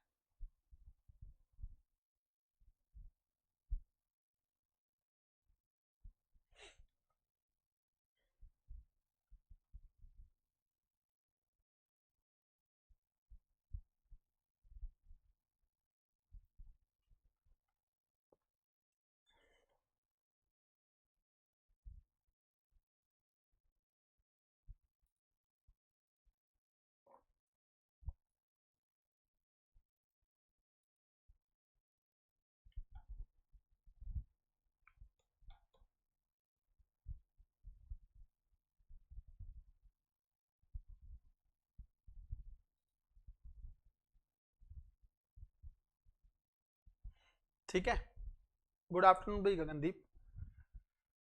अब इंदिरा गांधी का दौर अगर आप लोग देखेंगे तो आपको समझ में आ जाएगी कहानी कि किस तरीके का जो है विदेश नीति में सेगमेंट देखने को मिला। थोड़ा प्रैक्टिकल हो गई यहां से पॉलिसी। विदेश नीति थी ना भारत की, जो नेहरू के टाइम पे विदेश नीति सैद्धांतिक रही, लेकिन इंदिरा गांधी के टाइम पे यही नीति थोड़ी सी यथार्थवाद से जुड़ गई। जैसे इस समय अगर आप देखेंगे, जैसे मैंने अभी आपको थोड़ी देर पहले ही बताया, हम यथार्थवाद की नीति का ही पालन कर रहे हैं। तालिबान के साथ अगर हमारे रिलेशन आप देख रहे हो किस तरीके से नॉर्मलाइज हो रहे हैं, ये क्या है? प्रैक्टिकलिटी, समय की मांग है। अगर नहीं करेंगे तो दिक्कत होगी। म्यांमार के साथ अभी जो रिलेशन चल रहे हैं, सेना के साथ भी, क्या है? प्रैक्टिकलिटी। ये वही भारत है जो हमेशा लोकतंत्र के गाने गाते रहा है। अंतर्राष्ट्रीय स्तर पर इस समय चर्चाएं चल रही हैं और बहुत जोरों से चल रही हैं कि ये वही भारत है जो लोकतंत्र की बातें करता रहा है। तो अब क्या हुआ? म्यांमार में जुंटा का शासन है, क्यों संबंध बना रहे हो? अफगानिस्तान में तालिबान है, क्यों संबंध बना रहे हो? देख रहे हो? तो ये कहीं ना कहीं पे एक बड़ी समझने वाली चीज है, वो ये है कि विदेश नीति जो है यथार्थवाद के पॉइंट से भी कई बार संचालित होती है। नेहरू के टाइम पे हम लोग थोड़ा सिद्धांतित रहे, हमें लगा ठीक है ब्रिटेन के साथ भी रिलेशंस को रखना है, गुट निरपेक्षता को लेकर चलना है ना। पंचशील का सिद्धांत दिया हमने चीन के साथ, चीन हमारा बड़ा भाई है, हम यूएन को की तरफ भी जाएंगे कश्मीर मैटर को लेकर। ये सारी बातें उस समय थी, सिद्धांत थे, सैद्धांतिक है हम तो बहुत जी। अच्छा, कई बार ना एक सवाल आप लोगों के मन में भी आता है कई बार मन में, वो सवाल ये है कि क्या सैद्धांतिक रहना चाहिए या व्यवहारिक भी होना चाहिए? एक्सट्रीम सिचुएशन दोनों के लिए बुरी है, कंप्लीट सैद्धांतिक होना भी सही नहीं है। कभी ना कभी दिक्कत आएगी आप, या तो आप उस चीज के लिए प्रिपेयर रहे, सिद्धांत कभी नहीं छोड़ना है चाहे कुछ हो जाए, या तो आप इस जोन के लिए प्रिपेयर रहे। फिर होगा क्या ना, सिद्धांत अगर आपके हमेशा ही आप पर हावी रहेंगे ना, तो एक एक करके सब कुछ छूटता चला जाएगा। ये भी एक सच बात। एक बात बताऊं आपको, जीवन में वर्तमान समय में अगर आप देखेंगे खास तौर पर, तो आपको एक चीज देखने को मिलेगी कि लोग सैद्धांतिक लोगों के करीब नहीं रहते हैं। सिद्धांत लोगों को पसंद नहीं आते हैं। लोगों को पसंद आता है थोड़ा ओपननेस, लोगों को थोड़ा सा कहते हैं ना कि गैर सिद्धांतिक होना ज्यादा अच्छा लगता है। सिद्धांतों के चलते फिर उनको लगता है कि यार ये उस इंसान को थोड़ा सा लोग बोरिंग भी मानने लगते हैं। ये भी एक सच बात है। और कई बार बहुत ज्यादा प्रैक्टिकल होना भी सही नहीं, हर चीज में प्रैक्टिकलिटी होना भी, वो फिर वहां पे भी कोलैप्स हो जाएगा, वहां पे भी चीजें खराब हो जाएंगी, क्लैशेस क्रिएट होंगे।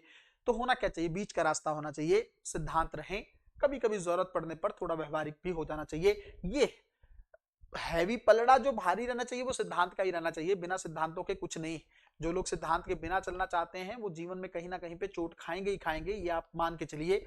वो ऐसा नहीं है कि वो सिर्फ अभी की बात, वो जीवन भर की बात। जहां पे आप लैग करोगे, सिद्धांत का पलड़ा छोड़ोगे, वहां पर आपको नुकसान देखने को मिलेगा। हो सकता है वो नुकसान अभी आपको ना दिख रहा हो, लेकिन आने वाले टाइम में धीरे धीरे एक दिन आपको रियलाइज होगा।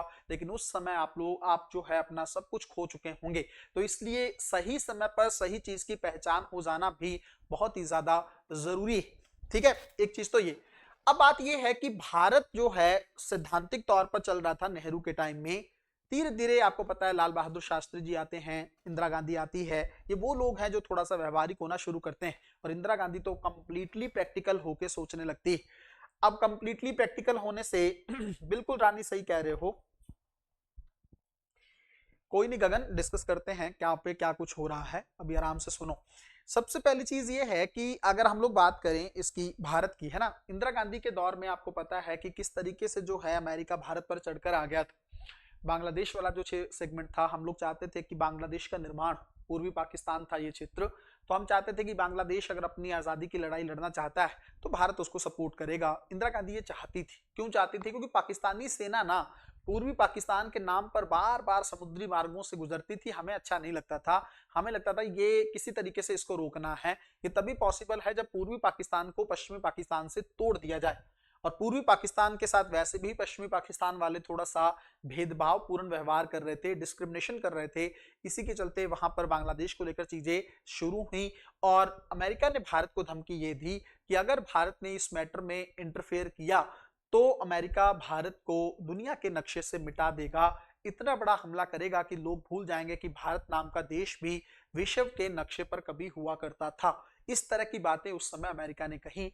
तो फिर हमारी मजबूरी हो गई, इंदिरा गांधी ने फिर एकदम कंप्लीट प्रैक्टिकल पॉलिसी का एक जो है एग्जांपल दिया। सीधा जो है सोवियत संघ के पास हम जुड़े। 1971 में हमने भारत सोवियत संघ मित्रता संधि को कंप्लीट कर लिया। अब उसके अंदर क्या था?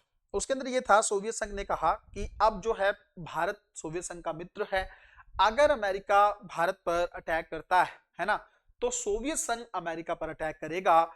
तो ऐसी सिचुएशन क्रिएट हो गई थी कि आप देखेंगे बंगाल की खाड़ी में और जो आपका अरब सागर है, यहाँ पर दोनों देश अमेरिका और रूस के जो हैं अपनी बेड़ियां खड़ी कर दी थी। और एकदम ये था कि अगर कोई देश पहले भारत पर अटैक करेगा तो सोवियत संघ जो है अमेरिका को भी बहुत ज्यादा नुकसान पहुंचाएगा। तो फिर हुआ क्या, ना अमेरिका ने अटैक किया ना सोवियत संघ ने अटैक किया। इन दोनों ने आपस में बातचीत की और कहा कि ठीक है, ना आप कुछ कहो ना हम कुछ कहें, भारत को अपने अकॉर्डिंग देखने दो, जो जीता वही सिकंदर। भारत पाकिस्तान के बीच में बुरी तरीके से लड़ाई हुई और हमने बांग्लादेश का निर्माण करवा दिया। चाहे आज बांग्लादेश उस बात को ना माने, शेख हसीना के दौर में जरूर रिकॉग्नाइज करता है वो भारत का योगदान, लेकिन आपको पता है कि हर देश की पॉलिटिक्स थोड़ी डिफरेंट होती है। डिफरेंट डिफरेंट पॉलिटिकल ग्रुप जो होते हैं वो भारत की आलोचना वहां पर करते रहते हैं। अभी भी जो अंतरिम सरकार चल रही है वो भारत के हितों के अगेंस्ट थोड़ा सा देखने को मिल रही। तो बात यह है कि इंदिरा गांधी ने उस समय थोड़ा सा व्यवहारिकता दिखाई, थोड़ा डिफेंस को लेकर काम करने की कोशिश की। हालांकि उनकी भी आलोचना होती है इस चीज को लेकर, इमरजेंसी को लेकर, है ना, लोगों की आवाज को दबाने को लेकर, संसदीय व्यवस्था को इग्नोर करने को लेकर, आपातकाल की घोषणा कर देना जिसके अंदर कैबिनेट से ना पूछना, लिखित जो है उनके साइन के बिना या लिखित घोषणा ना होना, इस तरह की बातों, और फिर भारत में मानवाधिकारों का बड़े स्तर पर उल्लंघन होना, ये अपने आप में काफी सारी चीजें सोचने वाली बात है। तो ये इंदिरा गांधी का उस समय का दौर रहा जो उसने वहां पर भारत के साथ करने की कोशिश की। अब सिचुएशन ये है, इसके बाद क्या चीजें हुई, कश्मीर को भी स्थिर करने के लिए इन्होंने जो है एक समझौता किया। 1976 के टाइम तक की आसपास की ये बात है। थोड़ा सा इसको कश्मीर के मैटर में थोड़ा सा देखने की कोशिश करेंगे। अब आप लोग नीचे लिखो गुजराल सिद्धांत, गुजराल सिद्धांत और ब्रैकेट में लिख लेना 1996।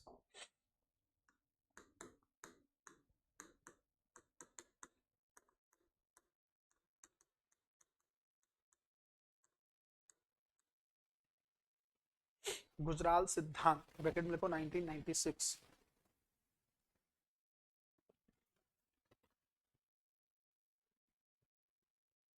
इसमें लिखो आप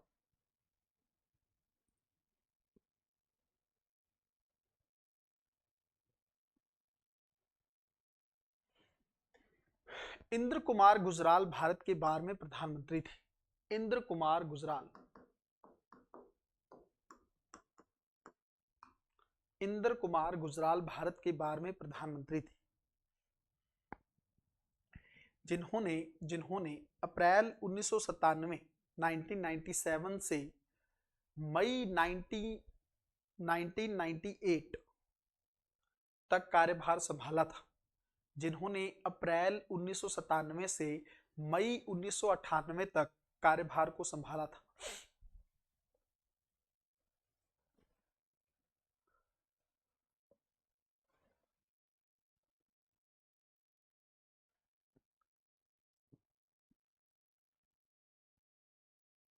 नेक्स्ट पॉइंट है रानी, इसी के अंदर नेक्स्ट पॉइंट, अभी हम लोग पॉलिसी ही लिख रहे हैं, ऐतिहासिक वाला जो अवलोकन लिख रहे हैं ना, उसके अंदर नेक्स्ट पॉइंट इसके अंदर लिखो आप, इसी में कार्यभार संभाला था।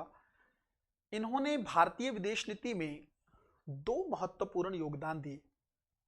इन्होंने भारतीय विदेश नीति में दो महत्वपूर्ण योगदान दिए। डैश करके पहला लिखो,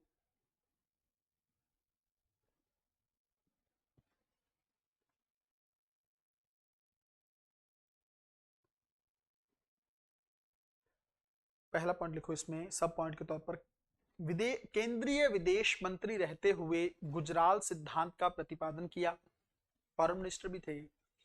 केंद्रीय विदेश मंत्री रहते हुए गुजराल सिद्धांत का प्रतिपादन किया।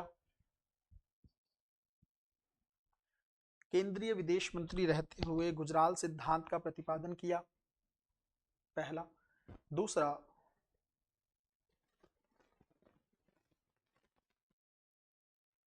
अंतर्राष्ट्रीय दबाव के बावजूद, अंतर्राष्ट्रीय दबाव के बावजूद 1996 में, अंतर्राष्ट्रीय दबाव के बावजूद 1996 में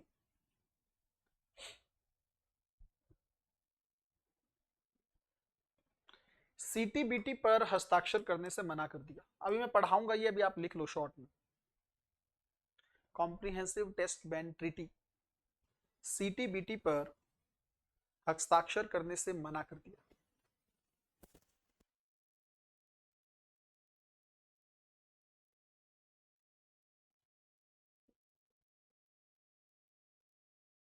पैराग्राफ चेंज करके लिखो, गुजराल सिद्धांत ने भारत के पड़ोसियों के प्रति, गुजराल सिद्धांत ने भारत के पड़ोसियों के प्रति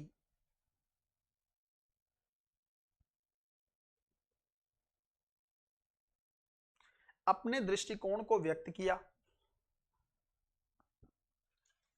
भारत के पड़ोसियों के प्रति अपने दृष्टिकोण को व्यक्त किया,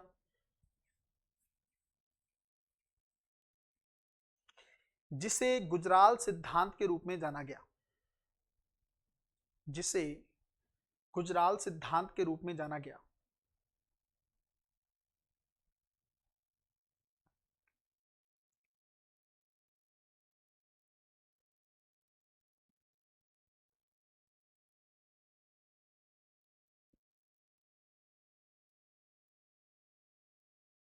इसमें इसमें चार प्रमुख सिद्धांतों के माध्यम से,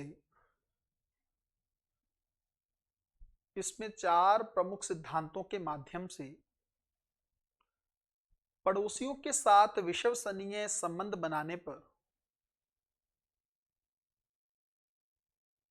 पड़ोसियों के साथ विश्वसनीय संबंध बनाने पर ध्यान केंद्रित किया गया। पड़ोसियों के साथ विश्वसनीय संबंध बनाने पर ध्यान केंद्रित किया गया।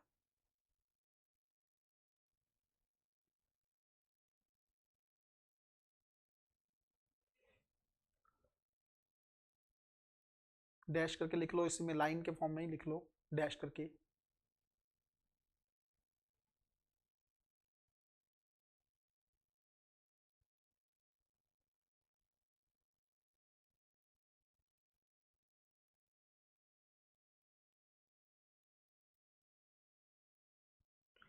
छोटे पड़ोसी देशों के साथ व्यवहार में गैर पारस्परिकता, छोटे पड़ोसी देशों के साथ व्यवहार में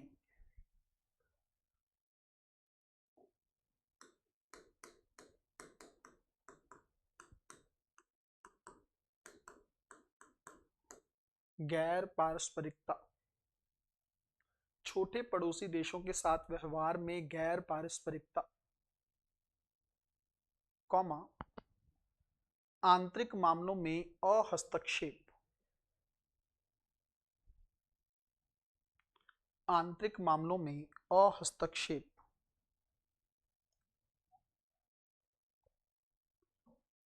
कॉमा विवादों का शांतिपूर्ण समाधान,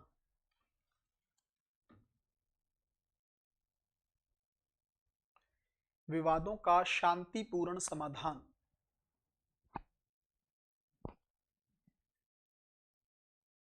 कॉमा साझा समृद्धि के लिए क्षेत्रीय सहयोग को बढ़ावा देना, साझा कॉमन, साझा समृद्धि के लिए क्षेत्रीय सहयोग को बढ़ावा देना, आदि आदि। अब इसका क्या मतलब है? भारत के बारे में प्रधानमंत्री थे इंद्र कुमार गुजराल, उन्होंने कई बातें बोली, उन्हीं बातों के पॉइंट पर हम लोगों ने इस सिद्धांत को क्रिएट कर लिया और आज भी वो रेलिवेंट है। ये जो सिद्धांत है आज भी बड़ी भूमिका निभाता है भारतीय विदेश नीति में। क्या है वो कह रहे हैं कि प्रैक्टिकली तौर पर, वैसे तो आप चाहो सैद्धांतिक तौर पर बराबर ही मानो सबको, है ना, पड़ोसियों के साथ भारत माने कि हम बराबर हैं, लेकिन व्यवहार के तौर पर बराबर मत मानो खुद को। इसका मतलब क्या है? जैसे छोटे पड़ोसी देश है ना, पड़ोसी देश, अब ये पड़ोसी में आपको पता है नेपाल है, भूटान है, अब ये छोटे देश हैं, इवन श्रीलंका है, ये क्या है, भारत के इक्वल थोड़ी है। तो हमें क्या करने की जरूरत है? इन पे थोड़ा सा दिल बड़ा रखने की जरूरत है, इनको हेल्प करने की जरूरत है, इनके विकास में सपोर्ट करने की जरूरत है। तो पहला पॉइंट तो ये गैर पारस्परिकता रखनी है व्यवहार में। व्यवहार में ये नहीं मानना है कि हम बराबर हैं तो भाई हम तुम्हें क्यों दें, समझे मेरी बात? वैसे आप बराबर मानो भी, कहने का मतलब क्या है, मैं कैसे समझाऊं इसको आप लोगों को, कि दो लोग हैं, अब एक व्यक्ति कमजोर है और एक पावरफुल है, तो दोनों, दूसरे को ये मत फील होने दो कि आप कमजोर हो, उस मामले में तो बराबरी का एहसास दिलाना है उसको। उसको कहना कि अरे यार ये सब चीजों से कोई फर्क नहीं पड़ता है कि मेरे पास पैसा ज्यादा है, मेरे पास पावर ज्यादा है ना, मैं दिखने में बेटर हूं, ये सब चीजें नहीं। दूसरे को थोड़ा सा बेटर फील कराने के लिए आपको उसको समानता दिखानी ही पड़ेगी। लेकिन अगर आप समानता दिखाते दिखाते इस सिचुएशन पे आ जाओ कि भाई जब समान ही है दोनों तो फिर मैं तुम्हारी मदद क्यों करूं, या तो तुम मुझे मुझे बड़ा मानो, तुम अपने आप को छोटा मानो, फिर तो मैं तुम्हारी मदद करूं, है ना। और ये आरोप लगता है भारत पे। क्या आरोप लगता है? कि भारत अपने आप को इस क्षेत्र में बड़े भाई के तौर पर स्टैब्लिश करता है। अब बड़ा भाई भी नहीं बोल सकते अपने आप को, तो फिर बोले क्या? पड़ोसियों को क्या बोले? पड़ोसी कहते नहीं हमारे पास, हमारे साथ इक्वल तरीके से ट्रीट करो। तो वो बात यही है, गुजराल सिद्धांत में यही बोला गया कि आप उनको सम्मान मानो लेकिन उनको सपोर्ट भी करो। व्यवहार में आप ये समझो कि हाँ यार वो कमजोर है, लेकिन उसको फील नहीं होना देना। मदद दे के अगर आपने उसको फील करवा दिया कि मैंने तुम्हारी मदद की है, तब तो सोचने वाली बात है। भाई कोई किसी की मदद कर रहा है और उसको बार बार गिना रहा है कि देखो मैंने तुम्हें उस समय ये दिया था, मैंने उस समय तुम्हारी ये हेल्प की थी, तुमसे मैंने बिजली को समझौते को बिजली आयात की थी, है ना, हमने बहुत सांस्कृतिक संबंधों को बढ़ावा दिया है, तुम्हारे देश में जब नेपाल में जब भूकंप आया था तो हमने तुम्हें पैसा दिया था। अगर हम लोग ये सब बातें करेंगे तो इसका मतलब तो यही है कि दे के गिनाने वाली बात है, और ये चीज किसी को भी अच्छी नहीं लगती।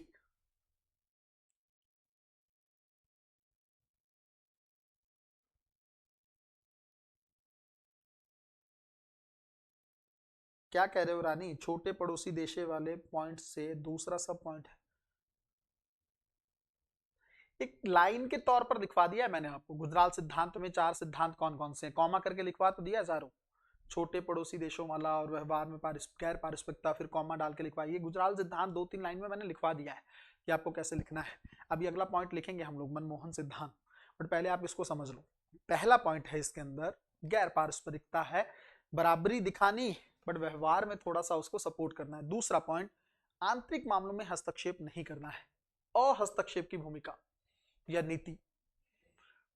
अब ये भी आरोप लगता है भारत पे कि भारत नेपाल के आंतरिक मामलों में दखल देता है, भारत श्रीलंका के आंतरिक मामलों में दखल देता है, भारत मालदीव के आंतरिक मामलों में दखल देता है, भारत भूटान में दखल देता है, ये आरोप लगता है। अब ये बात ये है कि भारत, देखो सिंपल सी बात ये है कि ये वो देश हैं जिनकी कुछ कुछ पॉपुलेशन भारत में भी रहती है। जैसे श्रीलंका में जो लोग रहते हैं तमिल, वो तमिलनाडु में भी रहते हैं। अगर तमिलों के साथ वहां पर कुछ गलत होता है तो तमिलनाडु भी प्रभावित होता है, तो मजबूरी में भारत को थोड़ा सा बोलना पड़ता है। और इतना बोलने से ही ये लोग कहते हैं कि आप हमारे आंतरिक मामलों में दखल दे रहे हो। जैसे नेपाल में मधेसी समुदाय को लेकर हुआ है ना, अब मधेसी बिहार में भी रहते हैं, तो अगर वहां पर मधेसियों के साथ गलत हो रहा है तो भारत ने थोड़ा सा बोला कि भाई इनके अधिकारों को लेकर ध्यान रख लो, तो नेपाल ने बोला कि आप हमारे आंतरिक मामलों में दखल दे रहे हो। तो फिर ये तो गलत बात है ना, कभी कभी तो बोलेगा ही ना बंदा। अगर आप थोड़ा सा वो करो, पर वो कह रहे कुछ मत बोलो, ये हमारा देश है, हम डिसाइड करेंगे किसके साथ कैसे ट्रीट करना है। जब हम भारत को नहीं बोल रहे हैं तो भारत हमें ना बोले। तो ये थोड़ा सा है चीजें, है ना। हालांकि कभी कभी ये चीज देखने को मिलती है, अदरवाइज भारत कोई खास हस्तक्षेप किसी के मामले में नहीं करता है। तीसरा है जो है विवादों का शांतिपूर्ण समाधान करना है। अब आपस में कोई टकराव हो गया है ना, कोई इशू हो गई, कोई टेंशन बढ़ गई दोनों देशों के बीच में, तो उसको सॉर्ट आउट करने के लिए दो तरीके होते हैं। एक तरीका है कि हम लड़ लें, जो जीता वही सिकंदर। और एक तरीका होता है कि नहीं यार, बैठ के बातचीत करते हैं, शांतिपूर्ण तरीके से इसको हल करेंगे, वॉर की सिचुएशन नहीं आनी चाहिए, लड़ाई की बात नहीं होनी चाहिए, फाइट तक नहीं पहुंचना है, पहले ही चीजों को नॉर्मलाइज करने की कोशिश करनी है।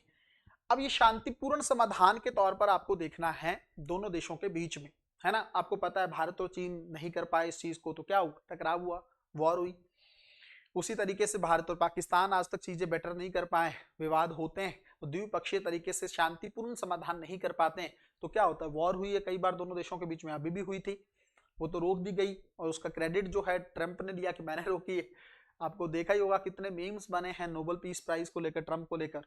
और पाकिस्तान के पीएम वहां जाके बोले भी हैं कि मुझे लगता है सबसे बेहतर व्यक्ति इस समय नोबेल पीस प्राइज के लिए है तो वो ट्रंप है। इतना ज्यादा चापलूसी करने वाला व्यक्ति मैंने अपने जीवन में नहीं देखा है, सच में मैं आपको बता रहा हूँ। कौन सा ऐसा काम किया है ट्रंप ने जिसके चलते उसको पीस प्राइज मिलना चाहिए। उस सम्मान की अपनी एक बहुत बड़ी वैल्यू है, नोबेल पीस प्राइज। वो ऐसे नहीं दे दिया जाता किसी को भी कि कोई भी आया उठा के दे दो, बहुत बड़ी भूमिका किसी ने निभाई हो तब जाके मिलता है। और ये भाई साहब अपने सिर पे जो है उसका क्रेडिट लेना चाहते हैं, और आग इसने हर तरफ लगा रखी है ना। रूस यूक्रेन के बीच में अभी तक वॉर नहीं रुकवा पाया, और बातें करता है बड़ी बड़ी, भारत और पाकिस्तान की चीजें कहता है। अभी तक भारत ने रिकॉग्नाइज नहीं किया कि ट्रंप ने मध्यस्थता करवाई थी, तो फिर कहां से मिडल ईस्ट में तुम एकदम आग लगा के बैठे हो इसराइल के साथ, बाकी देशों के साथ, तो कहां से शांति करके लाए हो तुम। अफगानिस्तान में तुमने तालिबान को स्टेब्लिश कर दिया, ये शांति वाली चीजें हैं, और इसके लिए पीस प्राइज मिलना चाहिए तुम्हें। तो अंतर्राष्ट्रीय स्तर पर पूरी दुनिया जानती है कि कहीं से भी ये बंदा डिजर्व नहीं करता है। हो सकता है इसके फॉलोअर्स ये जरूर करते हो कि हाँ मिलना चाहिए, बट मुझे नहीं लगता। जो लोग थोड़े से न्यूट्रल टाइप के पर्सन हैं, जो थोड़ा समझ सकते हैं, सोच सकते हैं, उनके दिमाग में कहीं पे भी होगा कि ट्रंप को जो है पीस प्राइज मिलना चाहिए, ये बंदा डिजर्व नहीं करता है, मेरे हिसाब से तो नहीं करता है। तो चौथा पॉइंट है इसके अंदर, साझा समृद्धि, कॉमन ग्रोथ के लिए हम लोगों को क्षेत्रीय सहयोग को बढ़ावा देने पर ध्यान देना है ना। तो ये बड़े बेहतरीन सिद्धांत थे, बेहतरीन प्रिंसिपल थे, जिनको आप लोग गुजराल सिद्धांत के तौर पर शामिल कर सकते हो। अब अगला लिखो मनमोहन सिद्धांत।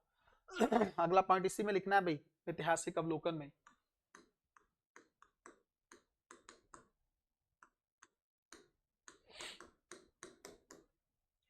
मनमोहन सिद्धांत, इसमें लिखो थोड़ा सा,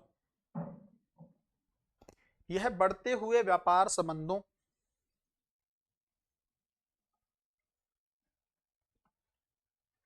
सही कह रहे हो गगन तुम, यह बढ़ते हुए व्यापार संबंधों और क्षेत्रीय एकीकरण के माध्यम से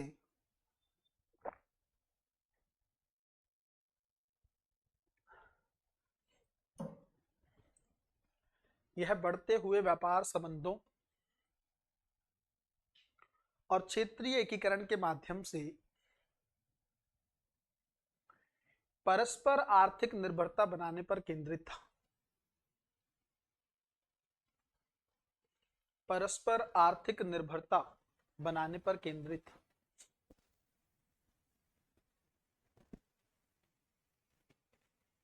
परस्पर आर्थिक निर्भरता बनाने पर केंद्रित।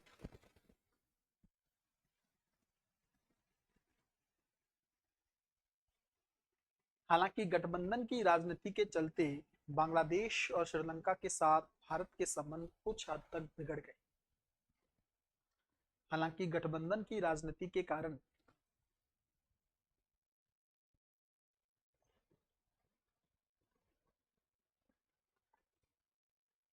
बांग्लादेश और श्रीलंका के साथ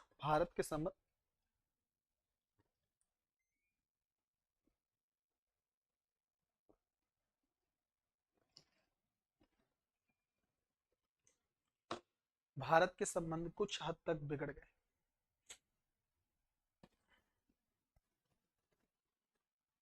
डॉक्टर मनमोहन सिंह, आपको पता है कि आर्थिक सुधार जो भारत में हुए वो इन्हीं की देन थी, है ना। उस समय एक बहुत बड़ा रोल इन्होंने प्ले किया था। और जब ये पीएम बने भारत के, और आपको पता है गठबंधन के माध्यम से ही ये सरकार बनी थी, 2004 से 2014 तक सत्ता में रहे हैं। तो अगर आप देखोगे तो अमेरिका टिल्ट हो गया इस सिचुएशन में भारत की तरफ। क्यों टिल्ट हुआ, उसके दो कारण थे, कई बार पहले भी पढ़ा चुका हूं। एक कारण, भारत की अर्थव्यवस्था बहुत अच्छी चल रही थी, तो अमेरिका को पता था कि इतनी बड़ी इकॉनमी को हम ऐसे नहीं छोड़ सकते, संबंध बेहतर करने होंगे। दूसरा कारण था चीन, जिसके चलते भारत और अमेरिका के बीच में परमाणु सहयोग समझौता भी हुआ। अब मनमोहन सिंह के दौर में बेस थी इकोनॉमी। अगर आप देखेंगे उस 10 साल के दौर में तो इकोनॉमी बड़ी तेजी से ग्रो करती रही है, 9-10% की जीडीपी ग्रोथ भी दिखाते रहे। हालांकि बाद में ये सरकार आई तो इसने कहा कि भाई आंकड़ों में हेरफेर किया गया था, इकोनॉमी एक्चुअल में 4-5% से ही बढ़ी थी, दिखाया गया दोगुना टाइप का, है ना। इन्होंने ये बात बोली। अब देखो वो तो देखो पॉलिटिकल चीजें हैं, उसमें मैं क्या बोलूं, लेकिन ये तो रियलिटी है कि कांग्रेस के टाइम पीरियड में, खास करके 2004 से 2014 के टाइम में, आप लोगों का बचपन भी रहा होगा, आप लोगों ने देखी भी होंगी चीजें, उस टाइम पीरियड में लोगों के पास अच्छा खासा पैसा था। अगर मैं आपको व्यवहारिक तौर पर बात बताऊं तो इकोनॉमी अच्छी चल रही थी, इसमें कोई दो राय नहीं है। इवन 2007-8 का जो आर्थिक संकट आया था अमेरिका में, उसका प्रभाव भी भारत पर कुछ खास पड़ा नहीं। ये जरूर है कि भाई जो आपका एनपीए संकट उस दौरान क्रिएट हुआ। अदरवाइज अगर आप देखोगे तो भारत की जो घरेलू मांग है उसने सारी चीजों को बेहतर कर दिया था, बहुत ज्यादा प्रभाव भारत पर पड़ा नहीं। इकोनॉमी बेहतर थी तभी तो ये संभव हो पाया, वरना ये कैसे संभव हो पाता, है ना। तो बेस में रखते थे वो इकोनॉमी। दूसरी चीज, क्षेत्रीय सहयोग को लेकर भी वो क्षेत्रीय एकीकरण पर भी ध्यान देते थे कि आपस में एक दूसरे पर डिपेंड होकर चलना चाहिए। परस्पर निर्भरता अगर रहे एक दूसरे देश की तो इसमें कोई बुरी बात नहीं, है ना। अगर किसी चीज के लिए भारत चीन पर निर्भर है और चीन किसी चीज के लिए भारत पर निर्भर है, इसमें क्या बुरी बात। भारत किसी चीज के लिए पाकिस्तान पर निर्भर है और पाकिस्तान किसी चीज के लिए भारत पर निर्भर है, इसमें कोई बुरी बात नहीं।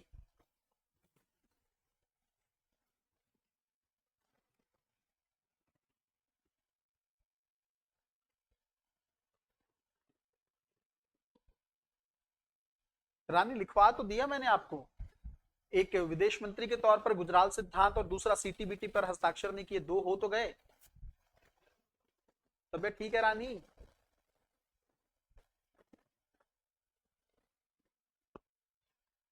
थोड़ा सा भाई हेल्थ का ध्यान रखो, मुझे लग रहा है। अभी तो लिखवाया था ये दोनों, आपको सीटीबीटी वाला नहीं लिखवाया, वही तो दूसरा योगदान था।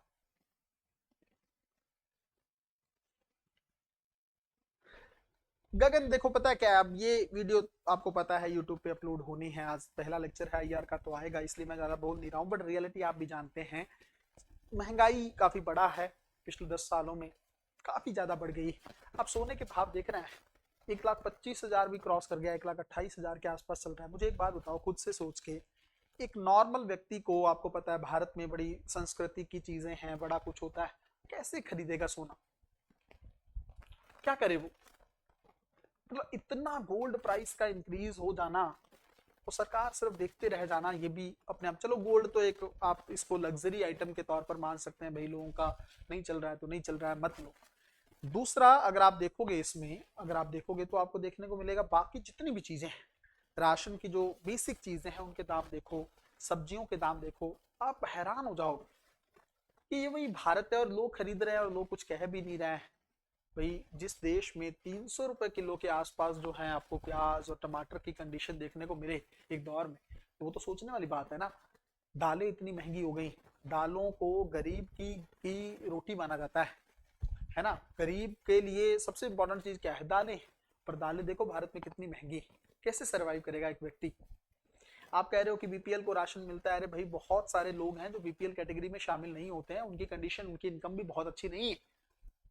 इनकम भी तो होनी चाहिए ना उसके अकॉर्डिंग। या तो देखो महंगाई अगर बढ़ी तो लोगों की इनकम बढ़नी चाहिए। आपको क्या लगता है सच में लोगों की इनकम बढ़ी?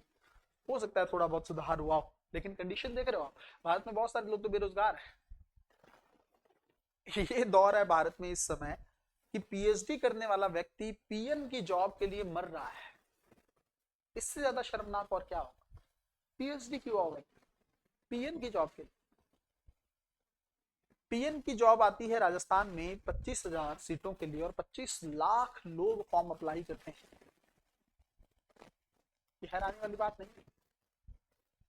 इसका मतलब बेरोजगारी है। अब बेरोजगारी है तो पैसा कहाँ से आएगा? पैसा नहीं आएगा तो लोग महंगाई से डील कैसे करेंगे? धर्म के नाम पे लड़ना आसान है, धर्म घर में रोटी नहीं देगा। घर में रोटी तो पैसे से ही आएगी, जॉब से ही आएगी, और जॉब है नहीं।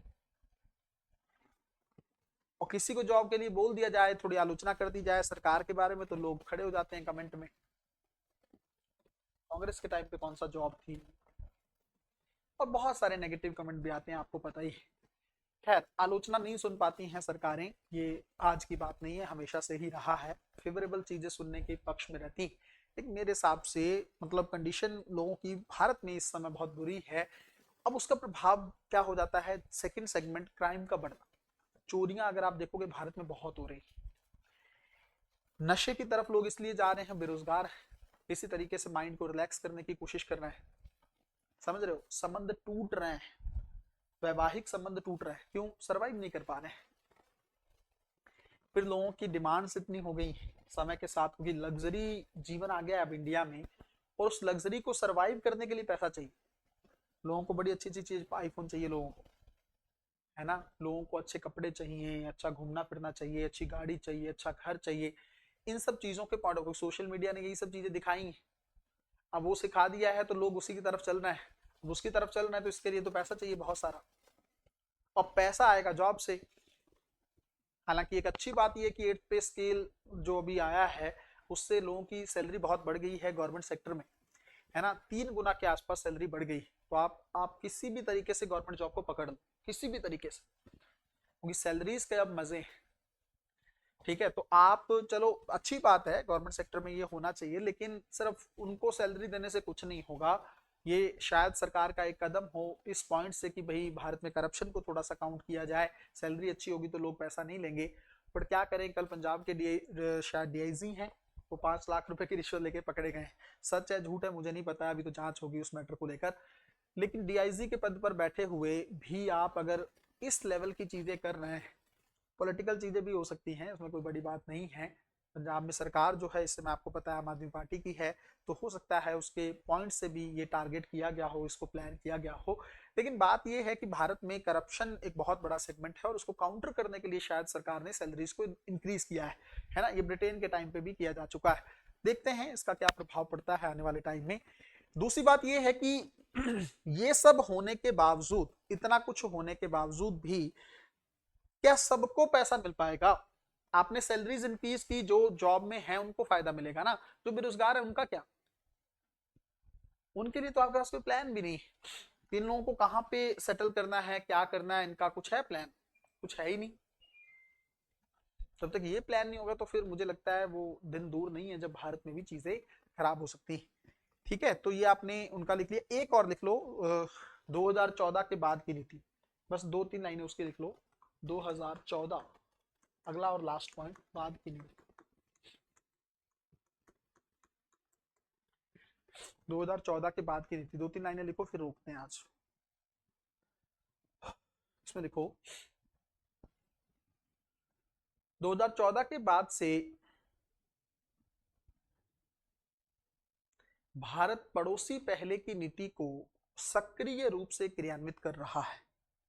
2014 के बाद से भारत पड़ोसी पहले की नीति को सक्रिय रूप से क्रियान्वित कर रहा है।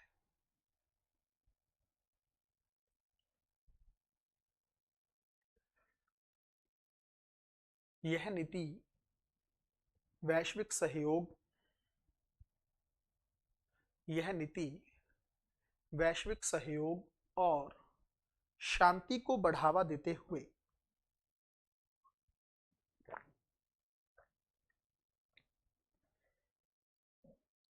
वैश्विक सहयोग और शांति को बढ़ावा देते हुए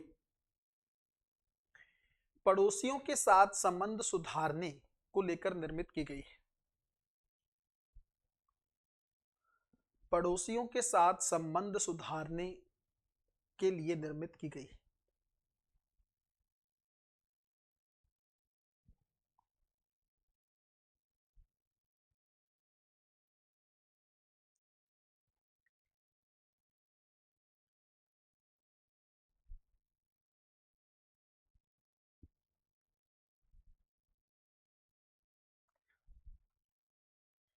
पड़ोसियों के साथ संबंध सुधारने के लिए निर्मित की गई।